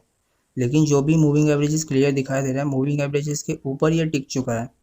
और अगर आप ध्यान से देखो तो जो भी ब्लू लाइन है, वो ब्लू लाइन पहले एक रेजिस्टेंस की तरह भी काम कर रही थी 3 बार, एक अच्छे वॉल्यूम के साथ और एक अच्छे कैंडल के साथ अपने 50 EMA को ये काट चुका है। तो अब ये काफ़ी अच्छी पीक हो सकती है। हालांकि ये 2-3 महीने एक ही जगह पर खड़ा हो सकता है, तो एक डोजी वोजी बना दे मंथली टाइम फ्रेम पर। मंथली टाइम फ्रेम पर जो डोजी बनती है उसमें आपको पेशेंस काफ़ी अच्छे से टेस्ट होता है, तो स्टॉक नीचे भी नहीं आता, ऊपर भी नहीं जाता, और काफ़ी टाइम लगाता है डोजी बनने के लिए। अगर ये 2-3 डोजी बना देता है तो पेशेंस इसमें काफ़ी अच्छी टेस्ट होगी आपकी। अगर आप इसे लॉन्ग टर्म के लिए होल्ड कर सकते हो तो पेशेंस इसमें काफ़ी ज़रूरी है आपको मेंटेन करना। और एक चार्ट देख लेते हैं। इसके चार्ट की चर्चा हमने पहले भी की हुई थी, भारती एयरटेल। भारती एयरटेल का ये मंथली चार्ट है। तो भारती एयरटेल का लॉन्ग टर्म का चार्ट काफ़ी ज़बरदस्त है। अगस्त 2022 के पहले इसमें 1600 का टारगेट दिखाई दे सकता है। तो अभी तक इसने बाय नहीं किया, तो आप बाय कर सकते हो इसे लॉन्ग टर्म के लिए। डेली चार्ट एक बार देख लेते हैं। डेली चार्ट में काफ़ी अच्छी करेक्शन कर रहा था, ट्रायंगल फॉर्म हुआ, ट्रायंगल का ब्रेकआउट भी आ गया। ये ब्रेकआउट जैसे ही आया था, हमने अपने टेलीग्राम चैनल पे इसे अपडेट किया था, साथ ही साथ यूट्यूब पे भी अपडेट किया था कि आप इसे अभी बाय कर सकते हो लॉन्ग टर्म के लिए, और शॉर्ट टर्म के लिए भी उस टाइम ये काफ़ी अच्छी रिटर्न दे रहा था। तो अगर आप इसे बाय किया हुआ है तो मुझे कमेंट में ज़रूर बताइएगा। एक और चार्ट देख लेते हैं, HDFC लाइफ इंश्योरेंस। या HDFC लाइफ का डेली चार्ट है। इसमें अगस्त से लेकर अक्टूबर तक आप देख सकते हो करेक्शन तो हो रही थी, लेकिन ये करेक्शन में टाइम पूरा नहीं हुआ था, तो हम करेक्शन को वैलिड नहीं मानेंगे। हालांकि थोड़ा सा अपमूव भी इसमें दिखाई दी, लेकिन फिर से करेक्शन स्टार्ट हो गई। ये जो करेक्शन यहाँ पर ख़त्म हुई है सितंबर के ज़रा पहले, वो करेक्शन को हम वैलिड मानेंगे। तो एक बार इसका 1 आवर का चार्ट देख लेते हैं। 1 आवर के चार्ट में आप साफ देख सकते हो करेक्शन तो हो रही है, मूविंग एवरेजेस भी स्क्वीज हो चुके हैं। अगर ये यहाँ से करेक्शन थोड़ी बढ़ती है तो इस बढ़ने का मतलब हो कि ये लो कटना, और ये लो जैसे ही कटेगा ये अपने 2 आवर के टाइम फ्रेम पर करेक्शन जाएगा, और 2 आवर का टाइम फ्रेम में करेक्शन को पूरी होने में 2 से ढाई महीने या 3 महीने लग सकते हैं। ज़्यादा से ज़्यादा ये कितना भी टाइम ले सकता है, यानी कि 4-5 महीने भी ले सकता है एक्सट्रीम में।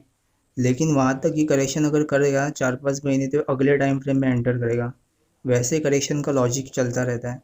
आपको कितना टाइम करेक्शन करना है वो भी पहले ही पता लग जाएगा, अगर आप इस चैनल को सब्सक्राइब कर लोगे तो। एक और सेक्टर के बारे में डिस्कस कर लेते हैं, यानी कि लीकर सेक्टर। ये मेरा तो फेवरेट सेक्टर है इन्वेस्टमेंट के रिगार्डिंग। तो लीकर सेक्टर में सबसे पहला स्टॉक है रैडिको खैतान, उसके बारे में डिस्कस कर लेते हैं। हालांकि ये 2006 से लेकर 18 का चार्ट है, लेकिन मैं इसलिए डिस्कस कर रहा हूँ ताकि आपको बता सकूँ कि मंथली टाइम फ्रेम पर एक्चुअली करेक्शन ख़त्म कैसे होती है। ये मंथली टाइम फ्रेम पर एक ट्रायंगल फॉर्म कर रहा है। यहाँ पर ये 200 EMA पे सपोर्ट भी ले चुका है, और उसका ब्रेकआउट भी आ चुका है, और ये करेक्शन पूरी होने में काफ़ी साल लग चुके हैं। मंथली टाइम फ्रेम में जो भी करेक्शन होती है उसको पूरा होने में मिनिमम 7 से लेकर 12 साल लगाने हैं। 7 से लेकर 12 साल लग सकते हैं, और जितने साल ये करेक्शन करता है, मान लेते हैं ये 10 साल करेक्शन करता है, तब जो करेक्शन ख़त्म होगी तब ये ऑलमोस्ट 8 गुना का रिटर्न आपको दे सकता है, वो भी 4 से 5 सालों में। तो मंथली टाइम फ्रेम पर जब भी करेक्शन ख़त्म होती है, तब ये काफ़ी इंपॉर्टेंट होता है कि हम उसे नोटिस करें और इसे बाय करें लॉन्ग टर्म के लिए। मैंने चार्ट इसलिए इंक्लूड किया ताकि आपको बता सकूँ कि मंथली टाइम फ्रेम पर करेक्शन कैसे पूरी होती है। बाकी हम जो एमटी प्रोग्राम लाने वाला है, master trader with finance family, उसमें हम इन डिटेल बताएंगे कि करेक्शन कैसे पूरी होती है। कुछ कारणों की वजह से, कुछ इश्यूज़ की वजह से वो थोड़ा सा लेट हो रहा है, इसके लिए माफ़ी चाहता हूँ, लेकिन मैं उसे ज़रूर लाऊंगा अपने चैनल पे, और इतने एक्सटेंसिव लाऊंगा, और साथ ही साथ बुक्स भी कवर करूँगा उस मास्टर ट्रेडर के रिगार्डिंग, जो बुक्स पहले ही लिखे जा चुके हैं इंटरनेट के आने से भी पहले। तो अगर आप चाहते हो कि मास्टर ट्रेडर प्रोग्राम आपको फ्री में मिले, तो इस चैनल को भी सब्सक्राइब कर लीजिएगा और उस बेल आइकन को भी प्रेस कर दीजिएगा अभी के अभी। तो मंथली टाइम फ्रेम पर करेक्शन जैसे पूरी होती है, उसको काफ़ी साल लगते हैं, तो ये काफ़ी साल लगा भी चुका है, और उसके बाद आप जानते हो कि इसने मल्टीबैगर रिटर्न्स दे दिए। एक और स्टॉक देख लेते हैं, जीएम बेवरेजेस। जीएम बेवरेजेस को हमने लास्ट वीडियो में कवर किया था, और मैंने एक स्पेसिफिक वीडियो भी बनाया था जीएम बेवरेजेस के ऊपर काफ़ी टाइम पहले, तो आप इसमें ब्रेकआउट भी देख सकते हो। करेक्शन हमें यहाँ से गिनना है 2015 से, हालांकि टॉप थोड़ा सा ऊपर लग चुका है, लेकिन करेक्शन फिर भी यहाँ से गिनना है हमें। करेक्शन में 200 EMA पर नहीं आया, लेकिन 100 EMA और 50 EMA के बीच में कंसोलिडेट कर गया, तब भी हम करेक्शन को वैलिड मानेंगे सिर्फ मंथली टाइम फ्रेम पर। कोई भी स्टॉक अगर मंथली टाइम फ्रेम पर 200 EMA पर नहीं आता और 50 EMA और 100 EMA पर कंसोलिडेट कर देता है, तब हम इसे करेक्शन को पूरी तरह से वैलिड मानेंगे। कुछ ऐसे स्टॉक भी होते हैं जैसे कि रिलायंस, एशियन पेंट या HDFC का कोई स्टॉक, ये अपने 200 EMA पर आते ही नहीं मंथली टाइम फ्रेम पर, क्योंकि इतनी बड़ी करेक्शन इनमें कभी होती ही नहीं। लेकिन वीकली टाइम फ्रेम पर और जो नीचे के टाइम फ्रेम है, उस पर ये बात लागू नहीं होती।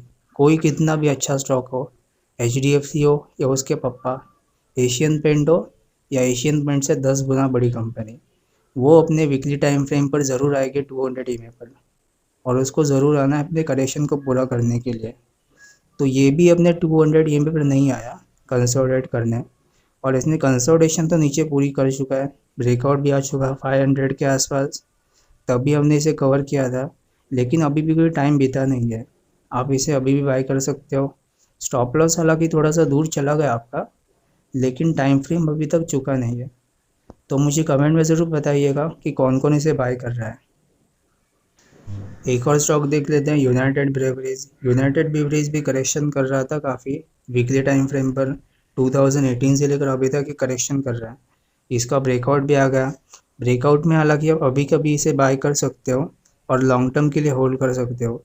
लॉन्ग टर्म में जितने भी लीकर स्टॉक है, United Breweries, GM Breweries, United Spirits, ये आपको काफ़ी अच्छे रिटर्न दे सकते हैं, क्योंकि इंडिया की जो मैक्सिमम पॉपुलेशन है वो यंग पॉपुलेशन है। यंग पॉपुलेशन लीकर कंज्यूम कर सकती है, और साथ ही साथ ये वैसे ब्रांड है जो बड़े ब्रांड्स है और इसे रईस लोग कंज्यूम करते हैं। ज़्यादातर तो मीडियम क्लास या गरीब लोग होते हैं, वो इसे कंज्यूम नहीं करते हैं। मिडिल क्लास या अपर मिडिल क्लास या रिच क्लास इसे कंज्यूम करता है। आने वाले टाइम में अगर इंडिया की इनकम बढ़ती है, तो आप इसे ज़रूर बाय कर सकते हो। अभी भी काफ़ी अच्छे ब्रेकआउट आ गया है। तो मुझे भी कमेंट में ज़रूर बताइएगा कि कौन कौन लीकर स्टॉक को बाय कर रहा है, स्पेसिफिक लीकर स्टॉक को। एक और स्टॉक देख लेते हैं जो कि लीकर इंडस्ट्री में नंबर 1 स्टॉक है, यूनाइटेड स्पिरिट। ये यूनाइटेड स्पिरिट का मंथली चार्ट है, काफ़ी अच्छा ट्रायंगल फॉर्मेशन हो रहा है यहाँ पर। हमने यहाँ पर प्रीवियस वीडियोस में कवर किया हुआ था कि जैसे जैसे ही ट्रायंगल पैटर्न का ब्रेकआउट आएगा, तब हम इसे बाय करेंगे। ब्रेकआउट तो आ गया, काफ़ी ऊपर भी आ चुका है, लेकिन इसकी अप मूव अभी तक ख़त्म नहीं हुई। छोटी मोटी करेक्शन आ सकती है, लेकिन बड़ी करेक्शन इसमें नहीं आने वाली, क्योंकि करेक्शन तो इसमें पूरी हो चुकी है पहले ही, वो भी बड़ी वाली।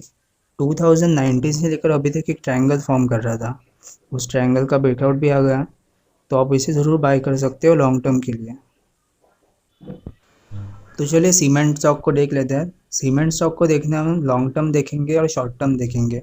लॉन्ग टर्म यानी कि ये 5-10 साल में कैसा परफॉर्म कर सकते हैं, पहले कैसा परफॉर्म कर रहे थे, और शॉर्ट टर्म यानी कि ये 2-3 महीने में कैसे परफॉर्म कर सकते हैं।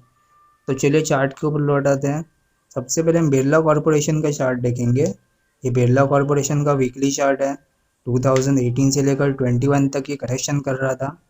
करेक्शन में काफ़ी नीचे आ चुका है, मूविंग एवरेजेस वहाँ पर स्क्वीज हो चुके हैं, ब्रेकआउट भी आ गया है। उस टाइम तो मेरा यूट्यूब चैनल था नहीं, तो तभी इन्फॉर्म नहीं कर पाया आपको, लेकिन अभी इन्फॉर्म कर सकता हूँ आपको 3 आर का चार्ट दिखा के। तो एक बार इसका 3 आर का चार्ट देख लेते हैं। 3 आर के चार्ट में बहुत अच्छी कंफर्मेशन इसमें मिल चुकी है। करेक्शन लगभग इसकी पूरी हो चुकी है, ब्रेकआउट भी आ गया, तो आप इसे ज़रूर बाय कर सकते हो। 200 EMA पर आपको स्टॉप लॉस लगाना है। जैसे 200 EMA के नीचे क्लोजिंग होती है, वहाँ से आपको निकल जाना है। लॉन्ग टर्म में या शॉर्ट टर्म में दोनों के लिए काफ़ी अच्छे रिटर्न्स आपको दे सकते हैं। यहाँ एक बार ACC का चार्ट देख लेते हैं। ACC के चार्ट में भी 2015 से लेकर अभी तक करेक्शन कर रहा था। हालांकि ये 15 से ही करेक्शन कर रहा है, लेकिन अल्ट्राटेक जो कि लीडर स्टॉक है, उसमें करेक्शन सबसे लेट शुरू हो गई, फॉल सबसे लेट शुरू हुआ, यानी करेक्शन सबसे लेट शुरू हो गई, और उसमें ब्रेकआउट सबसे पहले आ गया।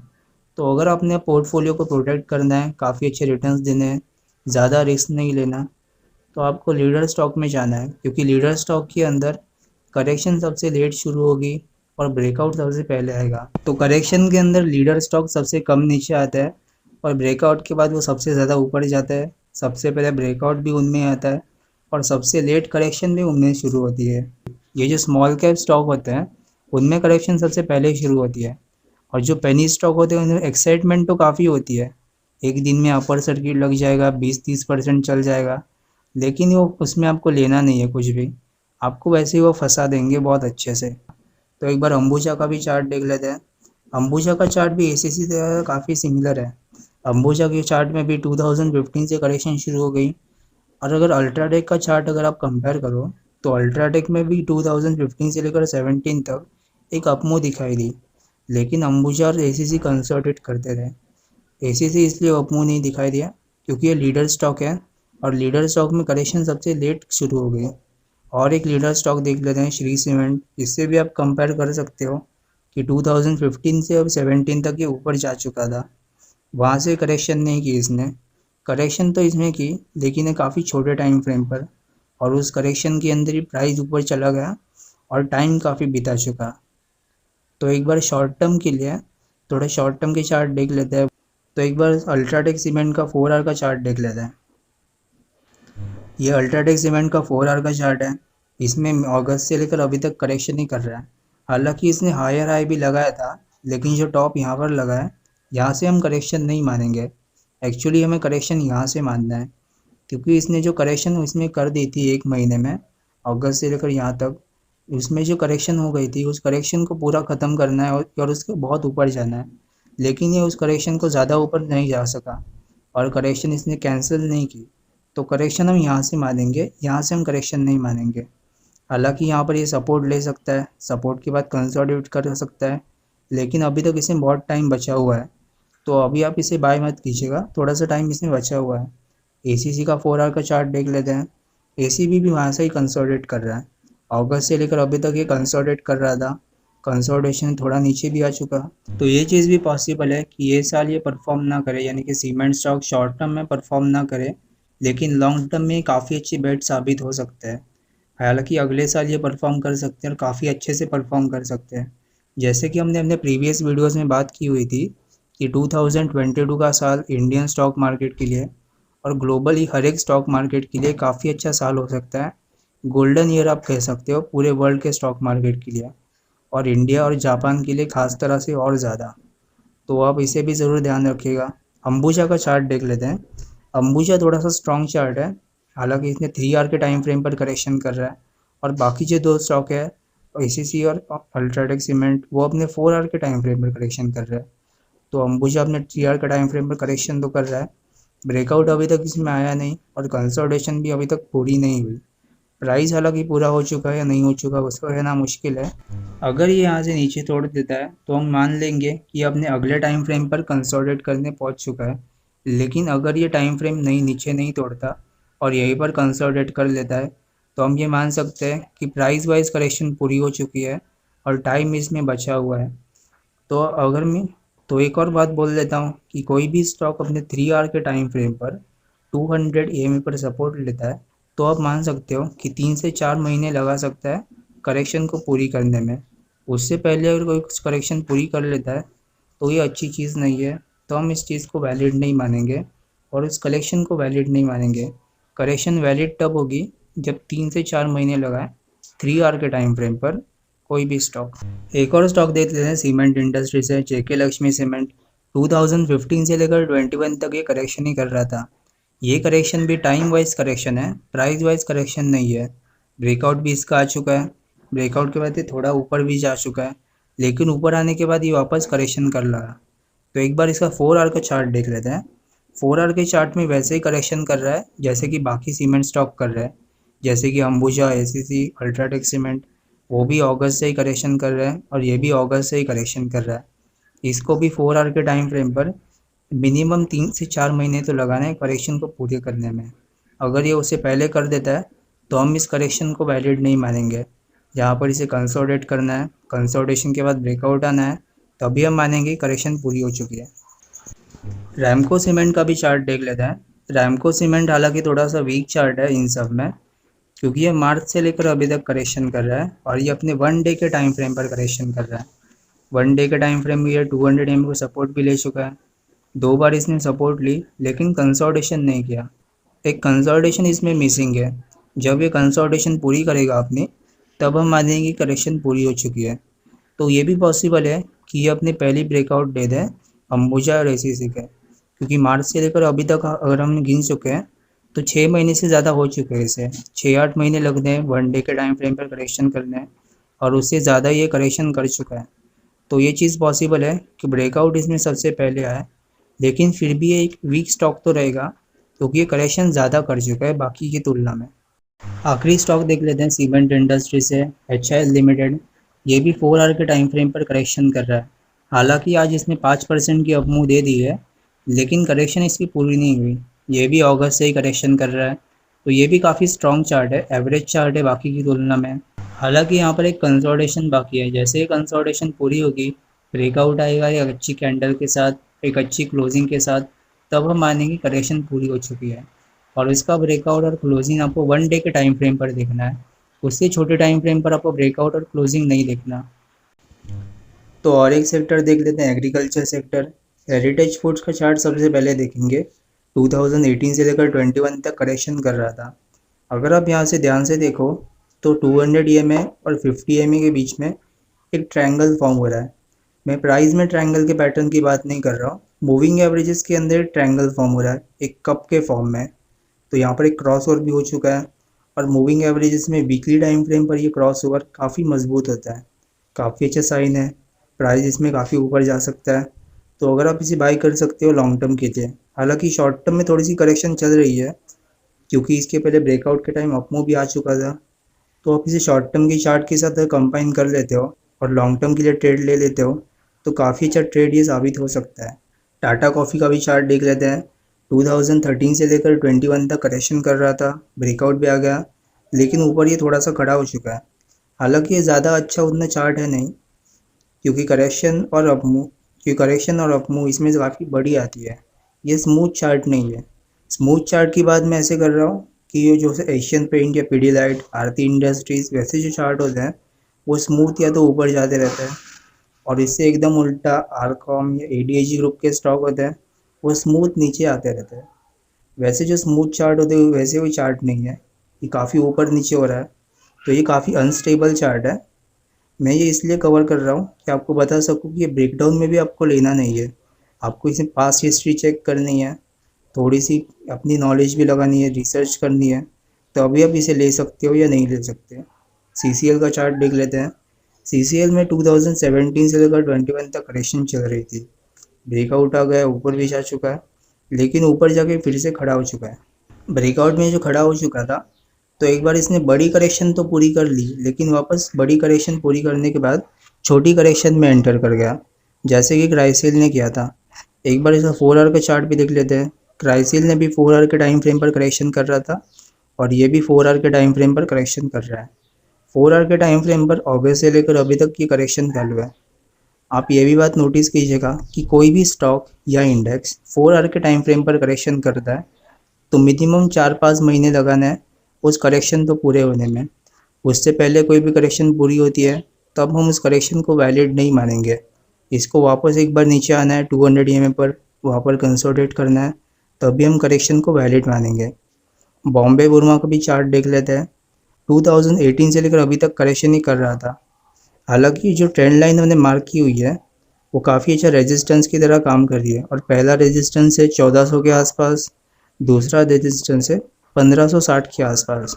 आपको रेजिस्टेंस के पार होने का इंतज़ार नहीं करना। हालांकि आप अगर सेफ खेलना चाहते हो, सेफ मूवमेंट लेना चाहते हो, तो 1560 या 600 का लेवल पार होने का इंतज़ार कर सकते हो। 1600 का लेवल पार होगा तब कन्फर्मेशन आ जाएगा, लेकिन करेक्शन ख़त्म होने का साइन हमें पहले ही मिल जाएगा। करेक्शन ख़त्म होने तभी ख़त्म होगी जब ये रेंज का ब्रेकआउट आएगा, और इस रेंज का मतलब है 50 EMA और 100 EMA के बीच में। यहाँ पर एक छोटी सी रेंज बनी हुई है। ये रेंज का ब्रेकआउट जैसे ही आएगा तब हम मान लेंगे कि बड़े टाइम फ्रेम का भी ब्रेकआउट आ गया। तो थोड़ा सा रिस्क अगर आप ले सकते हो तो आप उसी टाइम बाय कर सकते हो। मैं टेलीग्राम पे अपडेट दे दूंगा, उसी टाइम आपको बाय करना या नहीं करना ये पूरी तरह से आपका डिसीजन है। बाकी मैं सिर्फ अपने चार्ट के ऊपर एनालिसिस कर रहा हूँ। तो और एक चार्ट देख लेते हैं, हिंदुस्तान एरोनॉट्स। ये शॉर्ट टर्म का चार्ट है।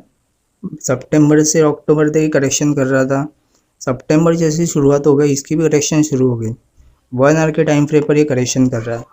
कोई भी स्टॉक 1 आवर के टाइम फ्रेम पर करेक्शन करता है तो उस करेक्शन को पूरी होने में 1 से 1.5 महीना लग सकता है, और मैक्सिमम 3 महीने लग सकते हैं।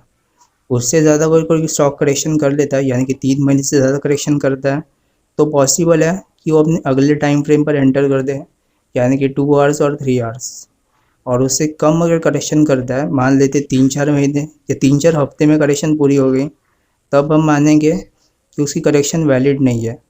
करेक्शन को वैलिड तभी माना जाएगा जब मिनिमम 5 हफ्ते लो लगे, यानी कि 1 से 1.5 महीना लग सकते हैं 1 आवर के टाइम फ्रेम पर करेक्शन को पूरी करने में। इंटरग्लोब एविएशन का भी चार्ट देख लेते हैं। ये काफ़ी अच्छा चार्ट है। लॉन्ग टर्म में हालांकि ये करेक्शन कर रहा था, एक लाउड स्पीकर के जैसा पैटर्न फॉर्म कर रहा है। इसका साफ साफ मतलब है कि लॉन्ग टर्म ये करेक्शन कर रहा है। तो लॉन्ग टर्म का चार्ट तो ज़्यादा अच्छा है नहीं इसका। जैसे ही ये ब्रेकआउट आएगा तभी हम मानेंगे कि चार्ट अच्छा हो चुका है। अभी तो ब्रेकआउट नहीं आया, लेकिन जैसे ही 1800 के लेवल के आसपास था, मैंने अपने टेलीग्राम चैनल पे, यूट्यूब चैनल पे अपडेट दे दिया था कि अभी इसमें अपमूव आ सकती है। तो अगर आप इसमें बाय किया हुआ है तो मुझे कमेंट में ज़रूर बताइएगा। एक बार इसका 2 आवर का चार्ट देख लेते हैं। 2 आवर के चार्ट में ये 200 EMA पर सपोर्ट ले चुका था। आप यहाँ पर साफ साफ बता सकते हो कि ये जो टॉप लगा यहाँ पर, वहीं से करेक्शन की शुरू हो रही है। करेक्शन में ये नीचे आ चुका है। कोई भी स्टॉक 2 आवर के टाइम फ्रेम पर करेक्शन करता है तो मिनिमम 2 से 3 महीने लगने हैं करेक्शन को पूरे होने में। मैक्सिमम 4-5 महीने भी लग सकते हैं। लेकिन कोई भी अगर 2 महीने से पहले ही करेक्शन पूरी कर देता है, मान लेते कि 1 महीने में ही करेक्शन पूरी कर दी, तब हम इस करेक्शन को वैलिड नहीं मानेंगे। तो प्राइस वाइज करेक्शन इसमें पूरी हुई या नहीं हुई उसमें तो एक डाउट बाकी है। इसमें एक वेट एंड वॉच करना है वो जानने के लिए। लेकिन एक बात तो क्लियर है कि टाइम वाइज करेक्शन अभी तक पूरी नहीं हुई। टाइम वाइज करेक्शन अभी तक बची हुई है। ये शॉर्ट टर्म के लिए चार्ट है। 1 आवर 2 आवर के चार्ट ज़्यादातर शॉर्ट टर्म के लिए देखे जाते हैं या स्विंग ट्रेडिंग के लिए देखे जाते हैं। तो ये लॉन्ग टर्म के लिए चार्ट नहीं है। तो इसका उपयोग लॉन्ग टर्म के लिए एविएशन इंडस्ट्री के चेंज होने पर मत लीजिएगा। ये चार्ट ज़्यादातर शॉर्ट टर्म के लिए डिस्कस किया जा रहा है, यानी कि 1-2 महीने के लिए। तो चलिए एशियन पेंट का चार्ट देख लेते हैं। एशियन पेंट में हालांकि करेक्शन नहीं हो रही थी, और हम पहले ही बोल चुके थे झटके से नीचे आ सकता है, झटके से करेक्शन कर सकता है, और उस टाइम कुछ लोगों ने शॉर्ट भी किया था। तो एशियन पेंट को आपको कभी शॉर्ट नहीं करना। मेरा वो मतलब नहीं था कि शॉर्ट करना है आपको। मैं बस ये कह रहा था करेक्शन आ सकती है, और उस टाइम भी मैंने पहले ही बोल चुका था कि अगर आपने पोर्टफोलियो में होल्ड करके रखा है या बहुत पहले आप ले चुके हो करेक्शन में, और अगर आपने लॉन्ग टर्म के लिए होल्ड किया हुआ है, तो आपको इसे हाथ भी नहीं लगाना। काफ़ी अच्छा स्टॉक है, राजा स्टॉक है। लेकिन अभी के टाइम में अगर बात करें तो अभी भी वो व्यू कायम है। ये अपने 200 EMA पर वापस आ सकता है 1 डे के टाइम फ्रेम पर। तो आप इसे ज़रूर बाय कर सकते हो अगर ये वहाँ तक आता है तो। और एक इसका भाई देख लेते हैं, बर्जर पेंट्स। बर्जर पेंट भी कुछ वैसा ही चार्ट है। हालांकि एशियन पेंट थोड़ा सा ज़्यादा स्ट्रॉन्ग है, बर्जर पेंट थोड़ा सा स्ट्रॉन्ग नहीं है। आप यहाँ पर क्लियरली आइडेंटिफाई कर सकते हो कि जब एशियन पेंट्स में अपमूव हो गई थी, ये उस टाइम खड़ा हुआ था, और जब एशियन पेंट नीचे आया था तो उसके साथ ये भी नीचे आ गया। तो ये तो क्लियर हो चुका है कि एशियन पेंट थोड़ा सा ज़्यादा स्ट्रॉन्ग है, और बर्जर पेन थोड़ा सा वीक है, लेकिन बर्जर पेन भी अपने 200 EMA पर वापस आ सकता है, वहाँ पर कंसोलिडेट कर सकता है, तब आप इसे भी ज़रूर ध्यान रखिएगा। एक्जो नोबेल का भी चार्ट देख लेते हैं। एक्जो नोबेल भी करेक्शन कर रहा है, ये इसको आप एक ट्रायंगल पैटर्न बोल सकते हो, लेकिन बड़े टाइम फ्रेम की करेक्शन इसकी यहाँ से शुरू नहीं हुई, इसकी करेक्शन वीकली टाइम फ्रेम पर शुरू हुई। जब मार्च में जो कोविड का फॉल आया था, वहाँ पर जो टॉप लगा था उसके पहले वो टॉप अभी तक कटा नहीं है, और करेक्शन एक्चुअली वहाँ से शुरू हुई है। तो इस बात को आप ज़रूर ध्यान रखिएगा, जैसे ही इस ट्रायंगल का ब्रेकआउट आएगा तभी ये वाली करेक्शन का ब्रेकआउट नहीं होगा, ये काफ़ी बड़ी करेक्शन का ब्रेकआउट होगा। और जो इसने ऑल टाइम हाई लगा यहाँ पर, वो हाई भी काफ़ी अच्छे से कट सकता है और उसके ऊपर भी जा सकता है। हालांकि वहाँ पर एक रेजिस्टेंस ज़रूर फेस करेगा, क्योंकि अपना ऑल टाइम हाई भी था और 2 बार इसने रेजिस्टेंस फेस कर चुका है। वो ऊपर जाकर रेजिस्टेंस तो फेस कर सकता है, लेकिन थोड़ा सा रुकने के बाद भी ये ऊपर ही जाएगा। तब आप इसे लॉन्ग टर्म के लिए और ये ब्रेकआउट आने के बाद फिर शॉर्ट टर्म के लिए या स्विंग ट्रेड करने के लिए बाय कर सकते हो। 200 EMA पर स्टॉप लॉस लगा देना है, और अगर थोड़ा सा सेफ खेलना चाहते हो तो ये लो के ऊपर आपको स्टॉप लॉस लगाना है, तो इसे भी ज़रूर आप बाय कर सकते हो लॉन्ग टर्म और शॉर्ट टर्म के लिए। एक और चार्ट देख लेते हैं लॉन्ग टर्म के लिए, लॉन्ग टर्म मल्टीबैगर। और इस चार्ट से आप ये भी जान जाओगे कि लॉन्ग टर्म में एक्चुअली गेट बनते कैसे हैं, लॉन्ग टर्म में करेक्शन पूरी कैसी होती है। ये EIH लिमिटेड का मंथली चार्ट है। 2008 में जो ये वाला फॉल आया था, उसके बाद इसकी करेक्शन शुरू हो गई, लॉन्ग टर्म की करेक्शन। EIH के चार्ट में 200 EMA और 50 EMA के बीच में कंसोलिडेट भी कर रहा था, ब्रेकआउट भी आ गया अच्छे से, तो आप इसे ज़रूर बाय कर सकते हो लॉन्ग टर्म के लिए। शॉर्ट टर्म में हालांकि ये अच्छे रिटर्न दे सकता है या नहीं उसके ऊपर एक डाउट है, लेकिन ये लॉन्ग टर्म में मल्टी बैगर साबित हो सकता है। 200 EMA पर आपको स्टॉप लॉस लगा देना है, और जो इसका ऑल टाइम हाई है 209 के आसपास, जैसे ही वो लेवल कटेगा इसकी बुल मार्केट स्टार्ट हो जाएगी, और उस टाइम ये कप एंड हैंडल का पैटर्न भी बनाएगा। तो cup and handle pattern form होने में ऑलमोस्ट अगर ये 2022 भी लगा दें तो करेक्शन काफ़ी बड़ी हो चुकी है, ऑलमोस्ट 15 साल की करेक्शन हो चुकी है। तो 15 साल की करेक्शन जैसे ही कोई स्टॉक पूरा करता है तो उसमें मूव भी काफ़ी बड़ी आती है, तो इसे आप ज़रूर होल्ड कर सकते हो लॉन्ग टर्म के लिए। एक और स्टॉक देख लेते हैं जो आपके पास होना ही चाहिए, किसी भी हाल में आपके पास होना ही चाहिए, ये स्टॉक भारत इलेक्ट्रॉनिक्स। हालांकि ये सरकारी कंपनी है, लेकिन इसमें भी डिसइन्वेस्टमेंट आ सकती है। 2018 से लेकर 21 तक करेक्शन कर रहा था। हालांकि मैं बोल रहा हूँ कि डिसइन्वेस्टमेंट आ सकती है, इसका मतलब ये नहीं कि हर एक गवर्नमेंट कंपनी आप ले लो। गवर्नमेंट कंपनीज में पहली वो कंपनीज जैसे इन्वेस्टमेंट होगी जिनका स्टॉक प्राइस थोड़ा सा ऊपर है, वो कंपनीज नहीं होंगी जो नीचे है स्टॉक प्राइस में, क्योंकि बेचते टाइम थोड़ा सा डिफिकल्ट पड़ेगा। लेकिन अगर आप वो कंपनीज बेचने चाहोगे जिनका स्टॉक्स ऊपर है, तो उनमें प्रॉफिट थोड़ा सा ज़्यादा हो सकता है और गवर्नमेंट थोड़ी सी ज़्यादा पैसा रेज कर सकती है, जैसे कि LIC का IPO लाना, और जो स्टॉक ऑलरेडी लिस्टेड है उनमें अपना स्टेक बेच देना। तो भारत इलेक्ट्रॉनिक्स भी वो कंपनीज में से एक है, ब्रेकआउट भी आ चुका है। तो इसका 1 आवर का चार्ट एक बार देख लेते हैं। 1 आवर के चार्ट में आप देख पा रहे हो कि टॉप तो यहाँ पर लगा है, लेकिन करेक्शन वहाँ से स्टार्ट नहीं हुई, करेक्शन की एक्चुअल स्टार्ट यहाँ से हुई है। 200 EMA पर सपोर्ट भी ले चुका है, लेकिन मूविंग एवरेजेस अभी भी काफ़ी दूर है। ये मूविंग एवरेजेस नज़दीक आएंगे, कंसोलिडेशन होगी, तभी हम मानेंगे कि करेक्शन पूरी हो गई, उसके पहले हम नहीं मान सकते करेक्शन पूरी हो चुकी है। फिनोलेक्स केबल का भी चार्ट देख लेते हैं। 2018 से लेकर 21 तक करेक्शन कर रहा था, ब्रेकआउट भी आ गया, और ब्रेकआउट में थोड़ी सी करेक्शन फिर से कर रहा है, कि शॉर्ट टर्म में एक अच्छी मूव बन जाती है तो उस मूव के बाद थोड़ी सी करेक्शन तो आ सकती है, लेकिन बहुत टाइम तक ही खड़ा रहता है तब ये अच्छी बात नहीं है। मूविंग एवरेजेस भी क्रॉस ओवर हो चुके हैं, तब आप इसे बाय कर सकते हो कि लॉन्ग टर्म के लिए। तो सबसे इम्पोर्टेंट सेक्टर हमारे आज का वीडियो का यानी कि इंफ्रास्ट्रक्चर। तो इंफ्रास्ट्रक्चर का पूरा ज़रूर सुनिएगा, ध्यान से सुनिए। आप चाहें तो इसे लिख के देख सकते हैं, क्योंकि लॉन्ग टर्म में अगर आपने इंफ्रास्ट्रक्चर नहीं लिया हुआ है तो आप बहुत बड़ी गलती कर रहे हो। इंफ्रास्ट्रक्चर में जो लीडर स्टॉक है L&T, उसको एक बार देख लेते हैं। L&T 2003 से लेकर 2008 तक काफ़ी अच्छी अपमूव इसमें दिखाई दी, लेकिन बाद में जाकर ये खड़ा हो चुका है। ब्रेकआउट हालांकि अभी आ चुका है, लेकिन शॉर्ट टर्म के लिए जितना ऊपर इसे जाना था उतनी अच्छी अपमूव इसमें दिखाई नहीं दे रही। जो तेज़ी इसके अंदर एक्सपेक्टेड थी वो तेज़ी इसमें दिखाई नहीं दे रही। तो अगर आप इसे बाय कर सकते हो लॉन्ग टर्म के लिए, लॉन्ग टर्म के लिए बहुत अच्छा स्टॉक है, बहुत अच्छे स्टॉप लॉस भी अवेलेबल है, और ये आपको यहाँ से मल्टी बैगर रिटर्न्स आसानी से दे सकता है। NCC का चार्ट देख लेते हैं। NCC का ये वीकली चार्ट है। 2014 में करेक्शन शुरू हो गई और 21 तक करेक्शन चल रही थी। हालांकि ये मूविंग एवरेजेस के नीचे आ चुका था, लेकिन उसके बाद ये फिर से ऊपर आ चुका है और ऊपर आके अच्छे से टिक चुका है मूविंग एवरेजेस के। मूविंग एवरेजेस के अच्छे से ऊपर टिकना काफ़ी अच्छा साइन है एक अपमूव स्टार्ट होने का, और एक बियर मार्केट ख़त्म होने का, और एक बुल मार्केट की शुरुआत के लिए। एक बार इसका डेली चार्ट देख लेते हैं। डेली चार्ट में ये मार्च 2021 से लेकर अभी तक करेक्शन ही कर रहा था। एक बार इसने सपोर्ट भी लिया था 200 EMA पर, लेकिन वहाँ पर कंसोलिडेशन मिसिंग है, तो ये कंसोलिडेट कर सकता है यहाँ पर। जैसे ही कंसोलिडेशन पूरी होगी हम इसे लॉन्ग टर्म के लिए ले लेंगे। बहुत अच्छा स्टॉक है और बहुत कम टाइम काफ़ी अच्छे रिटर्न आपको इसमें दिखाई दे सकते हैं। और एक स्टॉक देख लेते हैं, थर्मैक्स। थर्मैक्स और लेडेंटी दोनों की चार्ट काफ़ी सिमिलर है। थर्मैक्स में भी 2003 से लेकर 8 तक काफ़ी अच्छी बुल मार्केट दिखाई दी और बाद में करेक्शन स्टार्ट हो गई। तो थर्मैक्स और एल सेम है, लेकिन अगर आपको लेना ही है तब आप एल ले सकते हो थर्मैक्स की बजाय। और हम सीमेंस का भी चार्ट डिस्कस करेंगे, वो भी अब देखोगे काफ़ी सिमिलर है। तो थर्मैक्स भी आप लॉन्ग टर्म के लिए ले सकते हो। ब्रेकआउट भी आ चुका है काफ़ी अच्छे से। ये मंथली कैंडल है और मंथली कैंडल काफ़ी अच्छी फॉर्म हो चुकी है, मारूबोजू कैंडल। इसने एक बार 200 MA सपोर्ट भी ले लिया था, ये भी काफ़ी अच्छा साइन है। तो एक बार इसका डेली चार्ट देख लेते हैं। डेली चार्ट में मार्च से लेकर अभी तक करेक्शन कर रहा है।